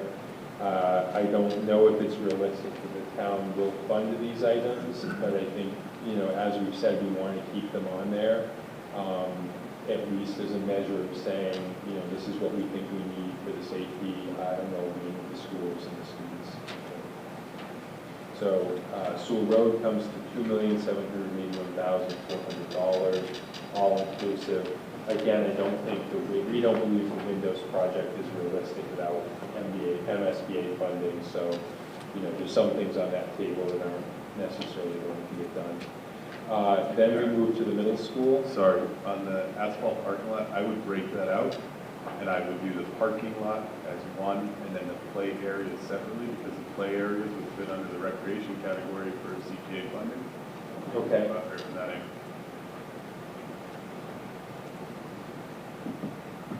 Great. We will ask about that. Thank you. So as we get to the middle school is in need of doors and windows. So their doors are in worse shape. Fortunately, because of some of the work that's been done there, we don't see the degree of, say, ADA compliance issues at the middle school here. So we don't necessarily think we need to put in a lot of money for that. But we do think that combining doors and windows at $2 million, when you go to MSBA, you want to try to put everything you can together because you get 50% of it covered. So we'd like to do as much as we can in one fell swoop, and if we're going to have to do that. There is some asbestos abatement to be done. That is the tiles, though, so keep in mind when I'm talking asbestos, I'm not talking free-floating asbestos in the air.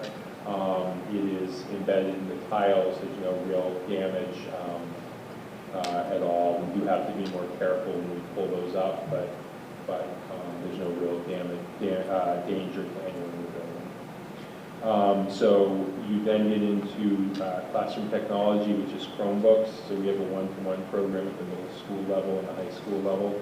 That's the $45,000 a year you'll see.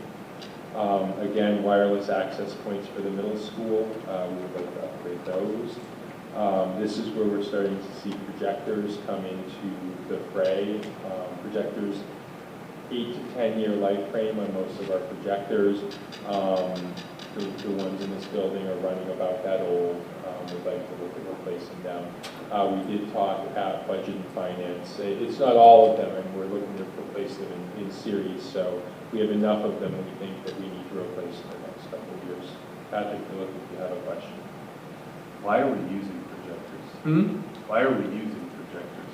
Why are we using projectors? Wait, what are you imagining as a projector? Like old school? No, like something on the ceiling. Like that? Yep. It would seem to me like we're at a point from a technology standpoint that We'd use like an LCD. correct. That we Yes, just need so projectors. so projectors here is a stand-in for whatever we choose to use. The kind of stand-in that most of our classrooms have right now is the short throw projectors, the ones that sit close to the wall. We're definitely going, if you've been to the central office, which I think we all have been, you see that a number of offices and even the conference room has a pretty large TV. We got those on a pretty good deal through Best Buy and shared them with a number of the schools as an opportunity to try those out. We will continue to look at those. Many of the projectors we use do have some interactive components to them though. So the ability to mirror some of those interactive components are not as available on some of the LCD screen TVs. So you can get like large screen, touch screen LCD TVs, but they are in the $5,000 range right now. So ideally, when teachers are using, say, a smart board or a Mimeo, so there's a Mimeo that allows you to use special pens, kind of like a smart board, to use interactively with students through the projector. So I think there's a couple things to think through and talk to with teachers and administrators in the buildings and just look for what the best solution is. But a standard sort of large LCD screen TV right now is sitting at a similar cost profile to some of the short throw projectors. So I'm just using that as a placeholder I was projectors. going to but, say that yeah. you'll have to ask the teachers too, because they'll be picking, like for instance, where I work, there is a choice for teachers to have the TVs, and teachers will choose no, because you're not going to write on a TV screen. So changing it gets rid of some of the things that they're able to do with a projector. Like you can project and write on it at the same time and do other things. When you get the TV, you're not going to be writing on the TV. Well, it depends. You mirror, because you do the work. But it depends. Yep. So then, and teachers get stuck in knowing their technology too. So, yes. Never say And then if you want your kids to go up and write on it too, and have, not on the tablet, but like have kids, it gets complicated. So our relationship status with it is complicated. So like a TV sounds awesome, but then when you lose capabilities that you had before, then you're like, oh, Yep. darn. All right. So moving on, you will see replacing seats in the auditorium is on there. There was interest from John in doing some seat replacements. On the priority list, one, I'm not sure it's going to make our prioritization scheme this year. Two, we're still trying to figure out an estimate for looking at some of the cost to replace some of the seating, whether we have to do it all or what we do. So the middle school, actually, we completed that last year. Sorry about that, that shouldn't be on there. But that was the additional asphalt we co-bought with the town, and so we replaced that. We have an emergency generator again for this building in our request scheme. And then we are looking, we had been looking at a camera upgrade for this building to do a full tear out and replacement of the camera system. As it stands, there is some urgency around adding some cameras now. So it might be that we had cameras now and we sort of kick this can down the road a little bit and look at other schools. I think I've talked about we have 6 schools and 6 fairly independent camera systems. We do have some ability to consolidate viewership of some of our systems, but the camera systems are fairly independent. We're really working towards trying to figure a way to have a single district-wide camera system, and then being able to determine whether we want emergency services to have access on an as-needed basis or things like that to that system. So there's a lot to do with that. So I don't necessarily think we're going to request that $300,000 for cameras for this building, but it's a placeholder as much as anything. The additional cameras are eligible to be paid for through SVPP funds. That's from the GENIUS grants. So we've just last week sat down, we sort of shuffled through all the money remaining in the current SVPP grant, and believe we found enough money to do the camera additions here. So it's going to take some time. We have to get a design engineer to look at where the cameras are going to go, get the wiring into those locations, and back to the server room. But once that's done, we will put the project out to bid, and we're expecting it to be in the $50,000 range. So Aaron, I had a quick question, only because I've already had this conversation about the capital planning of the cameras and stuff. Are there other districts that you at least reached out to that might have multi-building regional school districts that might have one camera system to see what they're using? To see, like, I'm not saying mimic, but then at least get an idea of what we probably should be looking at from going from individual buildings to one total system, instead of assuming that we're going to find someone that's going to have all of it. I mean, I'm sure it's not already created somewhere. No, not specifically, and that does raise a good point. I could reach out to some other districts and see if they've done something like this. I just wasn't sure if that's something that you could just ask the question through the listserv, you know what I mean? Sure. Yep. Yep. Our sort of in talking to Ken and talking to Bill Powers, we were really looking to, Minnetonka again is the most technologically advanced building. It's got the most resources. So for both phone and camera, we're really looking to do sort of a hub and spoke system, right? So we have Minichog as the hub and the various schools as spokes off that hub. But, you know, honestly, maybe someone has a different idea, so I guess that would make some sense. I mean, I was just wondering. Yep, you know, no, it's a good question. Very valid question. Okay, so with the middle school done, I'll move over to Hamden. Our first building in Hamden is TWB.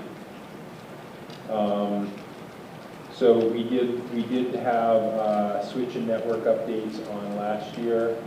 It did not get funded, so we're continuing that this year.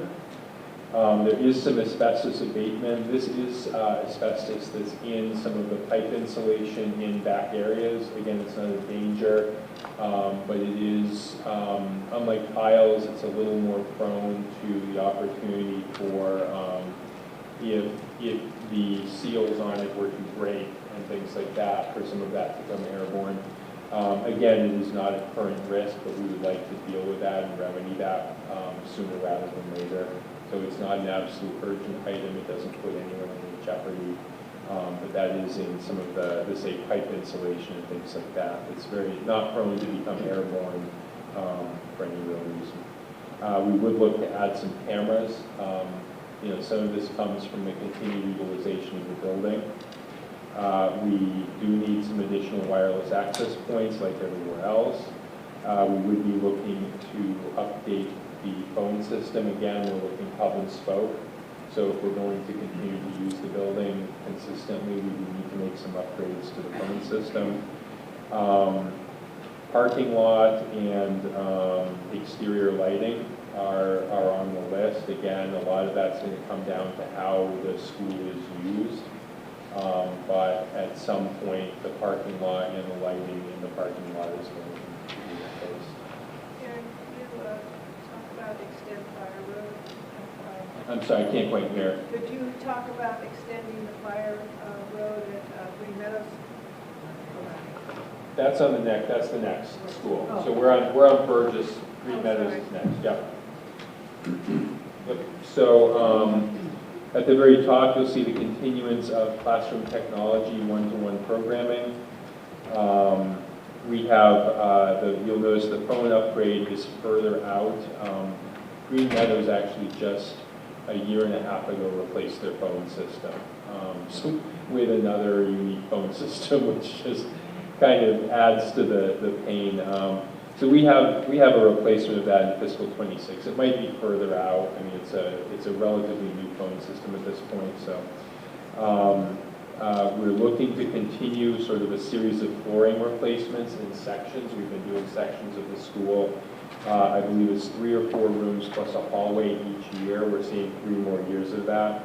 We do have some exterior doors we would like to replace. You have over in the notes, you can see sort of the cost profile, 9 doors with 2 leaves each at $4,000 per leaf. Then we get down to some parking lot repairs and extending the fire road. There was conversation about extending the existing fire road, so the circles around the entire building as an option. I think, you know, I'd like to talk to Sharon about that as well, the fire department, and make sure that that's still something that they would recommend. But I think for safety reasons, having that maybe circle the building might make sense. Would that help with the dismissal? Is I what? don't think that was they weren't intending it for that purpose. She asked if it was part of the, if it would help with dismissal, but I think we had had the conversation a year or so ago about the desire to not have buses back there. Yeah, for I don't, safety yeah. purposes. Yep. So I think we did talk about that a little bit. I know I spoke with Sharon about it. The way that road would come back into where the buses are. So the thought was if there was some way to get parent pickup cars into a different area, that might be helpful. The problem is once they pick up the students, they feed right back into where the buses go. So there's some real challenges there. So it may not be out of the question, but there would be some rethinking about the sort of logistics of doing all of that. Thank you. So, it did come up as a conversation point. So where's the extension? Where does the extension occur? On the backside. Go to Yeah. that parking lot, and there's like a, over by the TV guard. So there's a need right there. Yep.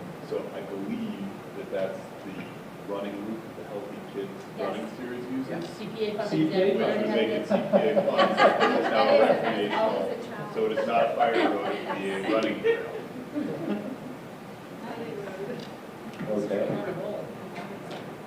I'll take a run by there every now and then if it helps. Because a lot of people actually utilize that now as just a dirt patch. Yeah. But it's a recreational. So we have epoxying the kitchen floor there. It's a relatively small job, but we wanted to put it on there as something that's probably going to be a summer job at some point in the kitchen. And then we have the ADA accessible play structure, which we will talk to CPA about. And then finally, we have Minichog. So when we get there, in the coming year, we would be looking to try to replace some wireless access points again. Minichog has a lot of wireless access points. Many of them are original to the building or close to when it was built, so they are more than 10 years old at this point. You know, we're sort of moving into the next generation of wireless access points, and we're going to need to upgrade those. I did talk to Bill about whether we could do that in pieces, and that is a possibility, so it's something that may not have to be done all at once when we do it. It has to do with the server and the switches that connect to it and the interoperability, and can we run it through the system. So there is some thinking to be done there. We are looking at some computers for the digital music classroom. So there are 3 highly tech involved classrooms. One is the CAD classroom, one is the music classroom, and there is a third, which is a graphics classroom. So we've replaced a couple of those, and we'd like to replace the third. You will see Chromebooks to support one-to-one program, as we talked about. Projectors, again, we could use LCD screens, things like that, but it's a placeholder as much as anything. Camera system upgrades, we definitely be looking at doing some, as we're looking to develop a system that goes district-wide on cameras, doing some upgrades to the servers and storage to run that hub and spoke system. But again, happy to talk to other districts and see what's been done. We would definitely be looking to add or replace some of our AC split units. One of the challenges is that we end up having is we get many students and even staff who have notes from doctors and things like that they need to be in temperature controlled environments. So we end up adding, you know, chillers here and split units here and there. And the challenge is any student who in kindergarten, right, needs a temperature controlled environment, they then need it in first grade and need it in second grade. So those often follow them straight up. And then at the high school, you get to an even more complicated situation where that same student now spends their day in 4 different classrooms, right? 3 or 4 different classrooms throughout their career, and they're moving around regularly. In fact, many more than 4 because they switch at semesters and things like that. So we end up just plain needing to add split units in classrooms here and there, and we're sort of continuing to pace through that. It's an ongoing challenge. Some of that is at the elementaries as well. I don't necessarily know, we're going to need to talk again about the pool timing and scoreboard. That is getting older now, and it's running towards end of life. I don't know as though this year is the end of life for it, but we're going to have some conversations about it and decide what we need to do. And then I have money in for the safety glass on the 2nd floor railings. You will recall we had an incident with that this year, and there was another incident previously. We have an engineer working on design on it now, and probably I need to follow up, and we'll do that next week with that designer. Will that kick in any new ADA upgrades that might need to occur at the high school? The engineer has not indicated that to be the case. I don't know what it is, the dollar amounts. so that's why I asked. Yeah. If there's any new upgrades, like, because everything changes. Nothing that we're aware of in the engineer. We've run him up and down that area, and he's well into the design phase, so I think if something were coming, he would let us know. Yeah, but I'll double check. Erin, just to refresh my memory, we had talked about replacement of the stadium bleachers. Yep. It's on here, but not until 4 more years, I think. Yep, so this past year, we agreed to pay to put $50,000 into doing repairs. So in working with Ed and Mike and Dave, they took a look at it and they said, we could probably get you 5 more years if we replaced a lot of the wood. So they spent much of the summer pulling up some of the rotted and boards that were in the worst shape. Replaced many of those, but that will buy us 5 years, maybe. If we kind of continue some spot repairs here and there. The bigger issue that's looming on that is some of the ADA compliance issues. And if we do anything more significant than that, we're going to run into all of those ADA compliance issues immediately. That's part of the problem. Thank you. Yep. Aaron, on the pool timing scoreboard, are we speaking with the boosters club? Or Say again? For the pool timing and scoreboard, are we speaking with boosters and Falcon Swim Club to cover a portion of that or all of that? We can talk to them. I'm guessing we take usage fees from them, so that may be part of our source to maybe help fund this if we needed to. Thank you. Yeah. But I will absolutely talk to the swim club. This is the second, right? We had the heater 2 years ago, so there's a decent amount of usage there, and it's coming out of the district budget for the heater case. This not necessarily, but it would be nice to see some of the stuff up. Yeah, completely agree. And for the item for the safety glass on the second floor, could any of that fall underneath one of Gina Khan's safety grants? If she gets another one, maybe. We're kind of, the cameras we're doing and some of the other things have capped out. We're at the end of her current SVPP grant. So I know there's a next funding round coming up, and sort of the question is, in order to be eligible for more money, we're going to want to make sure we demonstrate that we can spend our current money. So we're going to try to spend our current money as we're applying for the next one and saying we really, really need it. I wasn't sure if we even qualify or fall underneath that. That's why I wasn't sure. I mean, it's worth asking, but I don't know all the things. That there's certain stipulations of what money can be spent and what can't be spent on. Yep. I do not know if it can be used on that, but if it can, we can certainly pop it in that category. One more question about the pool. Is there a requirement for students to learn how to swim or take as part of PE the pool? Is there a requirement for them to Learn use? how to swim in PE. I do not know if that's a curricular requirement of the district. It's not? Okay. So is it elective to take swimming courses? I would think it would be an elective then, yeah. Is that elective? Yeah. I can say they'd asked one of the PE teachers if they used the pool for swim lessons, and they said they did. Did? They did. Because I know living in California, it was a requirement for graduation. There are some schools who have it. I It's not read as about ideal. one recently, but I can't remember which one it was. So this is, I can't remember how much was, but we're talking, we're looking at, all in, we're talking $3-4 million for this year alone. If we talk doors, windows, all of that. We talked a little bit about this at Budget and Finance. I've never been in a district where they gave me 100% of the capital I was asking for. I think we try to put everything we can into what we can get, and then we look at creative ways, CPA and things like that, to fund other things, and some things may end up falling into deferred maintenance. We just have to kind of accept that, and that's the reality. But we're going to prioritize the safety items when we go to the towns. So Ed and I will sit down, we'll talk to principals a little bit more about what their priority items are, mostly from a safety perspective. What's the, absolute must-have.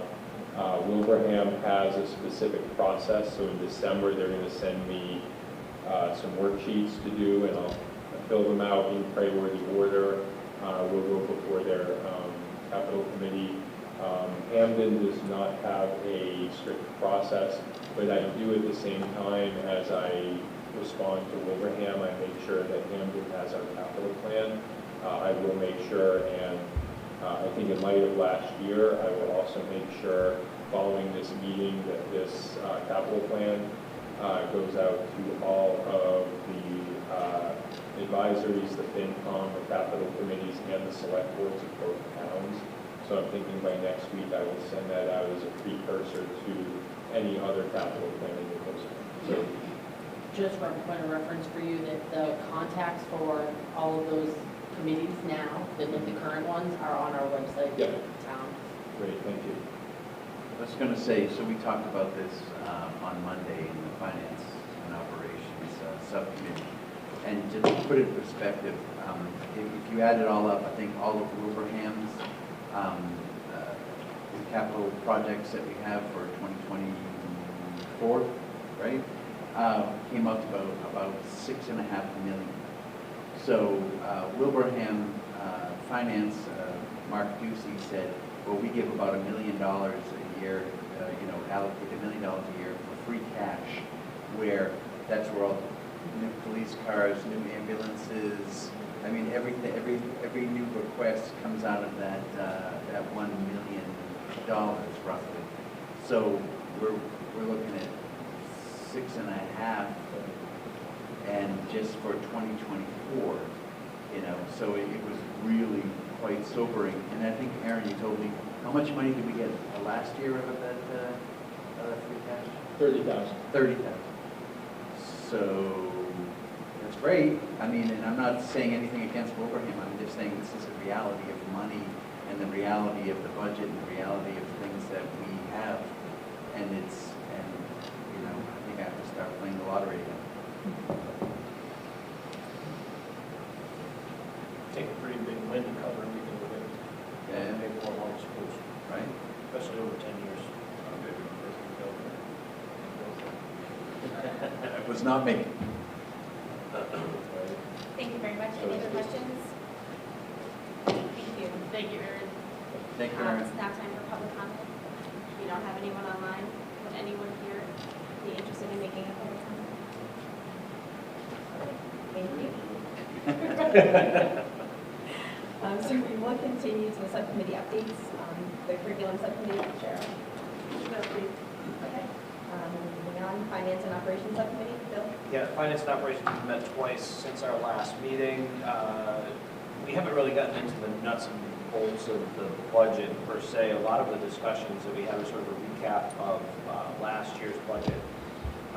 And then sort of, as we went through all these capital planning documents, one question that repeatedly came up, and it's kind of a chicken or the egg scenario, is like, where are we going in terms of building usage and with regards to reorganization of the students?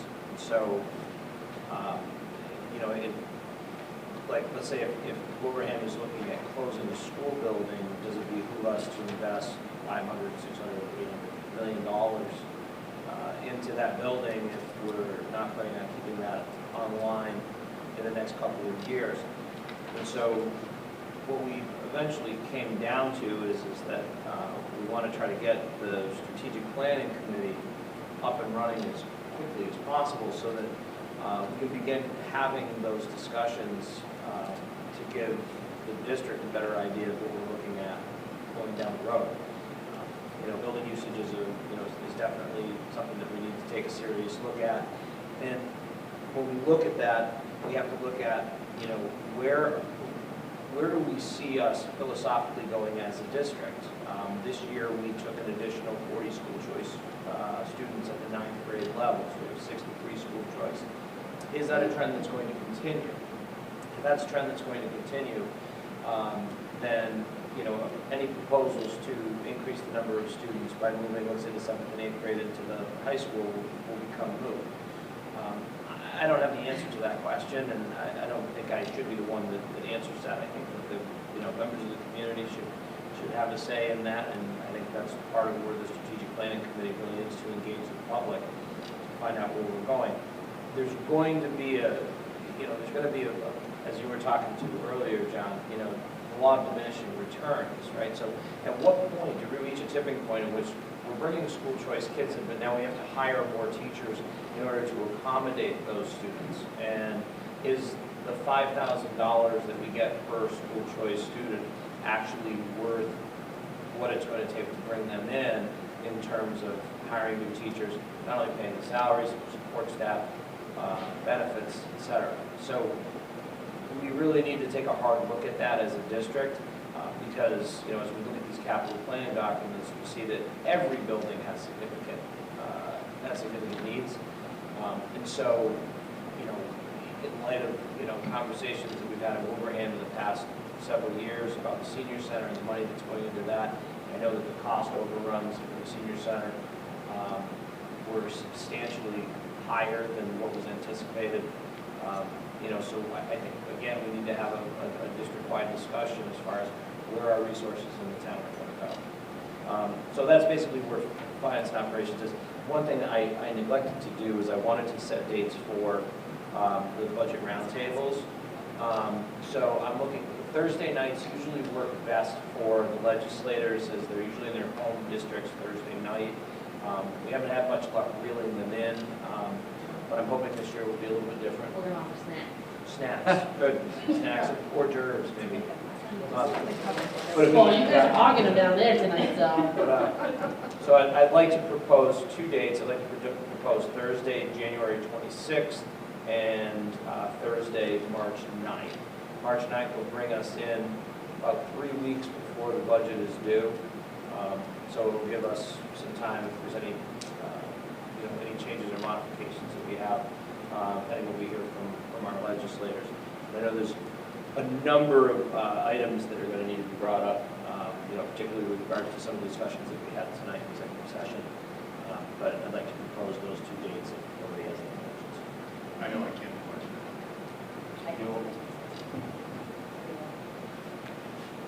So before we go into the whole date thing, can we also mention the discussion about the need to figure out why we're losing students in the district, revisiting that, because that's been something that for the last few years we've talked about, exit interviews and understanding why we're losing students, because, we only gain back, I think it's like $5,000 per student for school choice versus what we get per pupil cost to keep these students in the district. I realize there are some students that are going to be out of our control, but it's getting an idea and understanding why people are leaving our district, whether it's to go to another surrounding community school because of an offering, but I think we're doing ourselves a disservice by not tracking that info. And I'll say that, as being on the committee for this being my 4th year, Rita Vale started a forum at that point, and I don't know whatever happened to it, but I'd love to see if we can dig that out and kind of dust it off and see how we can start something going forward. And in the reverse of that, one of the discussions that we have also centered around why students are coming into the district. We have school choice students that are coming in. What is attracting them? So that gives us a better handle on, what's the magnet that's bringing them in, and if we see a definite trend in what's attracting those students, then deciding is this something that we can look to expand upon more without significantly impacting the district financially. Just to add to what you said, Rita did do really in-depth survey of what was the reasons why they left and where they're going and that kind of thing. It went to the central office, I believe, but there was no one to follow up and really encourage the parent or encourage the child to fill it out. It was completed and it was given over to the schools, but it didn't go anywhere because we didn't have a mechanism to say this is expected when you go into employing a student. We would like you. It's not expected, it's voluntary, but we would like you to. So in terms of the dates for the meeting, we have a school committee meeting on the 19th. Do we want to do the budget roundtable on the 19th? I don't want to move it too close to, the beginning of the year. You're saying The 19th of January, and then, Patrick, you said you couldn't do the 9th, so could we do the 2nd of March? We have a school committee meeting. Yeah. Yes. Right. Does that work for everybody? Sure. Yeah, sounds great. Perfect. You okay with that, Michelle?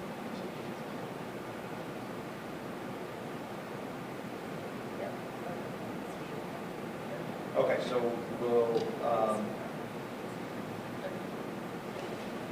Aaron, we will need to post, that's going to need to be posted as a joint meeting, probably a triple meeting, depending on if finance or advisory is going to have a quorum. But if we can just send out an FYI to the districts, we'll post the meetings, have them do the same, and then if we can also prepare a letter, just an FYI to the legislators, and then we can get that out to them and just let them know these are the dates. I did talk to 2 of the 3. I talked to Brian Ash and I talked to Angela Buffalo, and they were both hoping that they could attend. I didn't have a chance to talk to Eric, but I'm hoping that he got the memo for those 2. So if we give them those dates, earlier we give it to them, a greater chance we have it. Bill? Oh, Jake, oh, sorry, yeah, Jake, sorry. Bill, sorry, what dates did you settle on? There was some conversation over there, I want to make sure. It was the 2 school committee dates, so it was the 19th of January, Okay, and then the 2nd of March. okay, March 2nd. Yeah. Okay, so those are going to be the round table dates? Yeah. We'll dovetail them? Okay, Yeah, great. January 19th, March 2nd. Fantastic. Okay. Thank you, guys. That's all I got.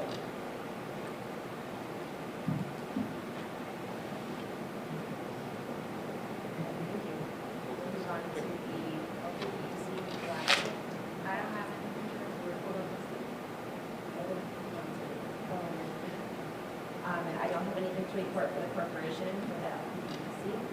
I have nothing to report for the negotiations subcommittee. Move on to policy subcommittee, Laura. Woo-hoo! We're on our 3rd reading, yes, of these 2 policies, ACA and ACAB. So I hope you've all read them all 3 times, because tonight we're voting on it. I'd like to make a motion to accept policy ACA and policy ACAB as presented on 10/20 for the first reading, 10/27 for the second reading, and tonight being the 3rd reading, 11/17. Very good. Any questions? Yeah. All in favor? Aye. Aye. Anyone opposed? Motion carries 7-0. Mark that down, John, we're 2 in. Okay, and so tonight we have the first reading of some new policies that have been put into your binder, so I would ask you guys to take some extra time to read these. I could go through what the changes are, but I'd rather, for sake of the time, if you could read them and I could go through any questions you might have, if that's acceptable to the group. We're presenting 3 policies tonight for first reading. Policy JBA to be JICK, harassment of students. Policy JICFB, bullying, hazing, and intimidation, bullying prevention. And policy KHA, which is the public solicitation in the schools. So please take some time to read those. If there's any questions or anything that come up between now and the next school committee meeting, feel free to send me an email. Our next policy meeting is January, give me 1 second, I'm sorry. January 5th? I'm sorry, Erin, do you remember if that's the 5th? I think it's the 5th. I'm sorry, January 4th at 4:30 PM at the district office. Yes. Sorry for that. But we used to not take finance and for finance and operations. Finance and Operations is a standing meeting. We meet Mondays at 5 p.m. in the district office from now until the budget is passed. If there's no need to have a meeting, we will contact members and let them know at least 48 hours ahead of time. So that they don't have to. Thank you. Move on to the consent agenda. Like to make Second. Any questions, comments? All in favor? Aye. Anyone opposed? Motion carries 7-0. Do school donations have to be done separately? Yeah. What it is. So if you just read IPG, $2,000 for robotics club on Amazon, $1,000 separate donations.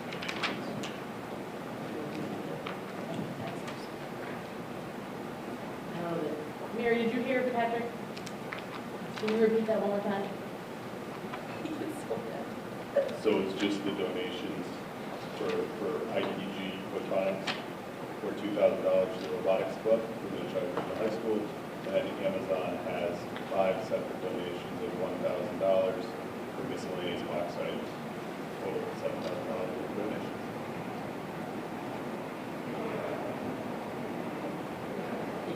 We'll move on to the superintendent's report. Thank you. Very quickly, I'd like to report that the DEI team has finalized specifications for the district equity audit. The next step in the process would be to obtain quotes based on our specifications from among the list of vendors that have been pre-qualified by DESI to do this work of this nature. Another strategic plan action step for the current year is to launch an annual climate survey. One option I had discussed with Gina Khan was using the local survey that was part of the presentation I gave earlier tonight. But she encouraged me to keep looking. So last week, I met with some representatives from the Massachusetts Consortium for Innovative Educational Assessment. As part of their process, they developed a survey instrument which they've deployed in a number of other districts. Just so you know, the Massachusetts Consortium for Innovative Educational Assessment, if you're not aware, is a group that's looking to try to provide an alternative to MCAS as a way of documenting district achievements with students. And anyways, they have developed this survey. It's comprehensive. It has forms for students to fill out, also has forms for staff to fill out. And the survey is free and open source, and the consortium provides technical assistance to districts. So this is not a final decision, but I want to know it's at least a promising direction for that strategic plan item. I can also report that the website review committee held its first meeting earlier this week.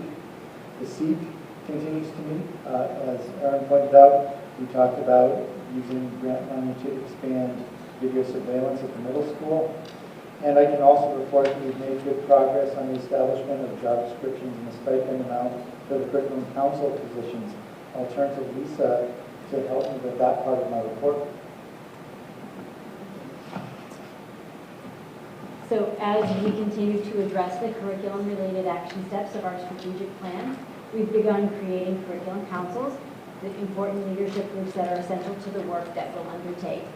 The curriculum councils will be made up of teachers, administrators, and instructional coaches, and will have monthly meetings. At this time, we're creating 2 curriculum councils, 1 math and 1 ELA. We'll be looking for representatives from each grade level, pre-K through 5, as well as curriculum leaders at the middle and high schools, such as the middle school curriculum coordinators, and the high school department chairs.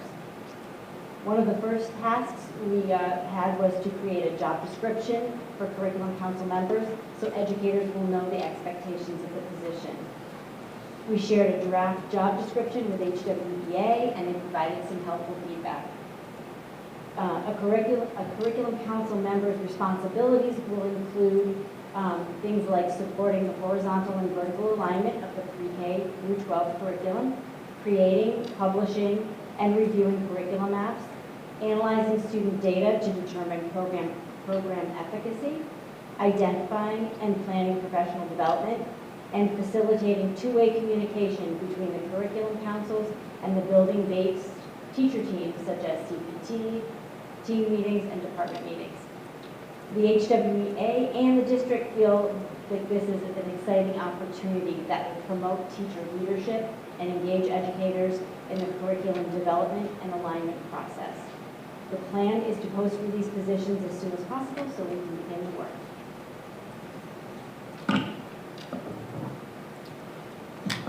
And just to follow up with the discussion we were having a moment ago, I wanted to update the committee on current enrollment. So as of November 1st, we stand at 2,858 students. You said that one more time, I'm sorry. 2,858. And finally, I want to follow up on some questions that were asked about transportation services. Specifically, I was asked whether it would be feasible for our transportation provider to adopt one of what I call those Uber-like technologies, or to be fair to everyone, to be a Lyft-like technology that allows families to monitor buses so that no one will arrive. Had a conversation with other superintendents and the executive director of the collaborative about that earlier this week. And I asked the executive director to give me a statement to read so I could get it right. So the good news is LVPEC will be updating student transportation, software, and hardware. Hardware will include tablets mounted in each vehicle. Software will provide turn-by-turn directions, routing mapping, GPS integration, and dispatch solutions. Another great addition will be a mobile app for Apple and Android devices, which allows parents and students to access their own secure data for bus stop location, route, and pickup time. In the spring of 2023, we'll start the migration from, this is great, from VersaTrans to Transversa, with training our personnel with the goal of having it available to students and parents in the fall of 2023. And that's my report. Is there any added cost to us as a district for that? No.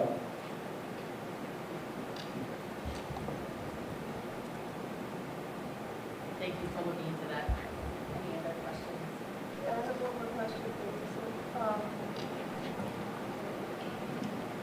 I have one more question.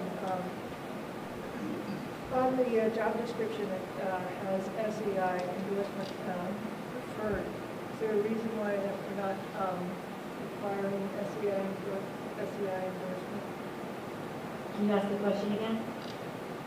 On the job posting, it has SEI endorsement preferred as opposed to required mandatory. Is there a reason why we're not requiring the curriculum, what do you call them, council members to be SEI endorsed?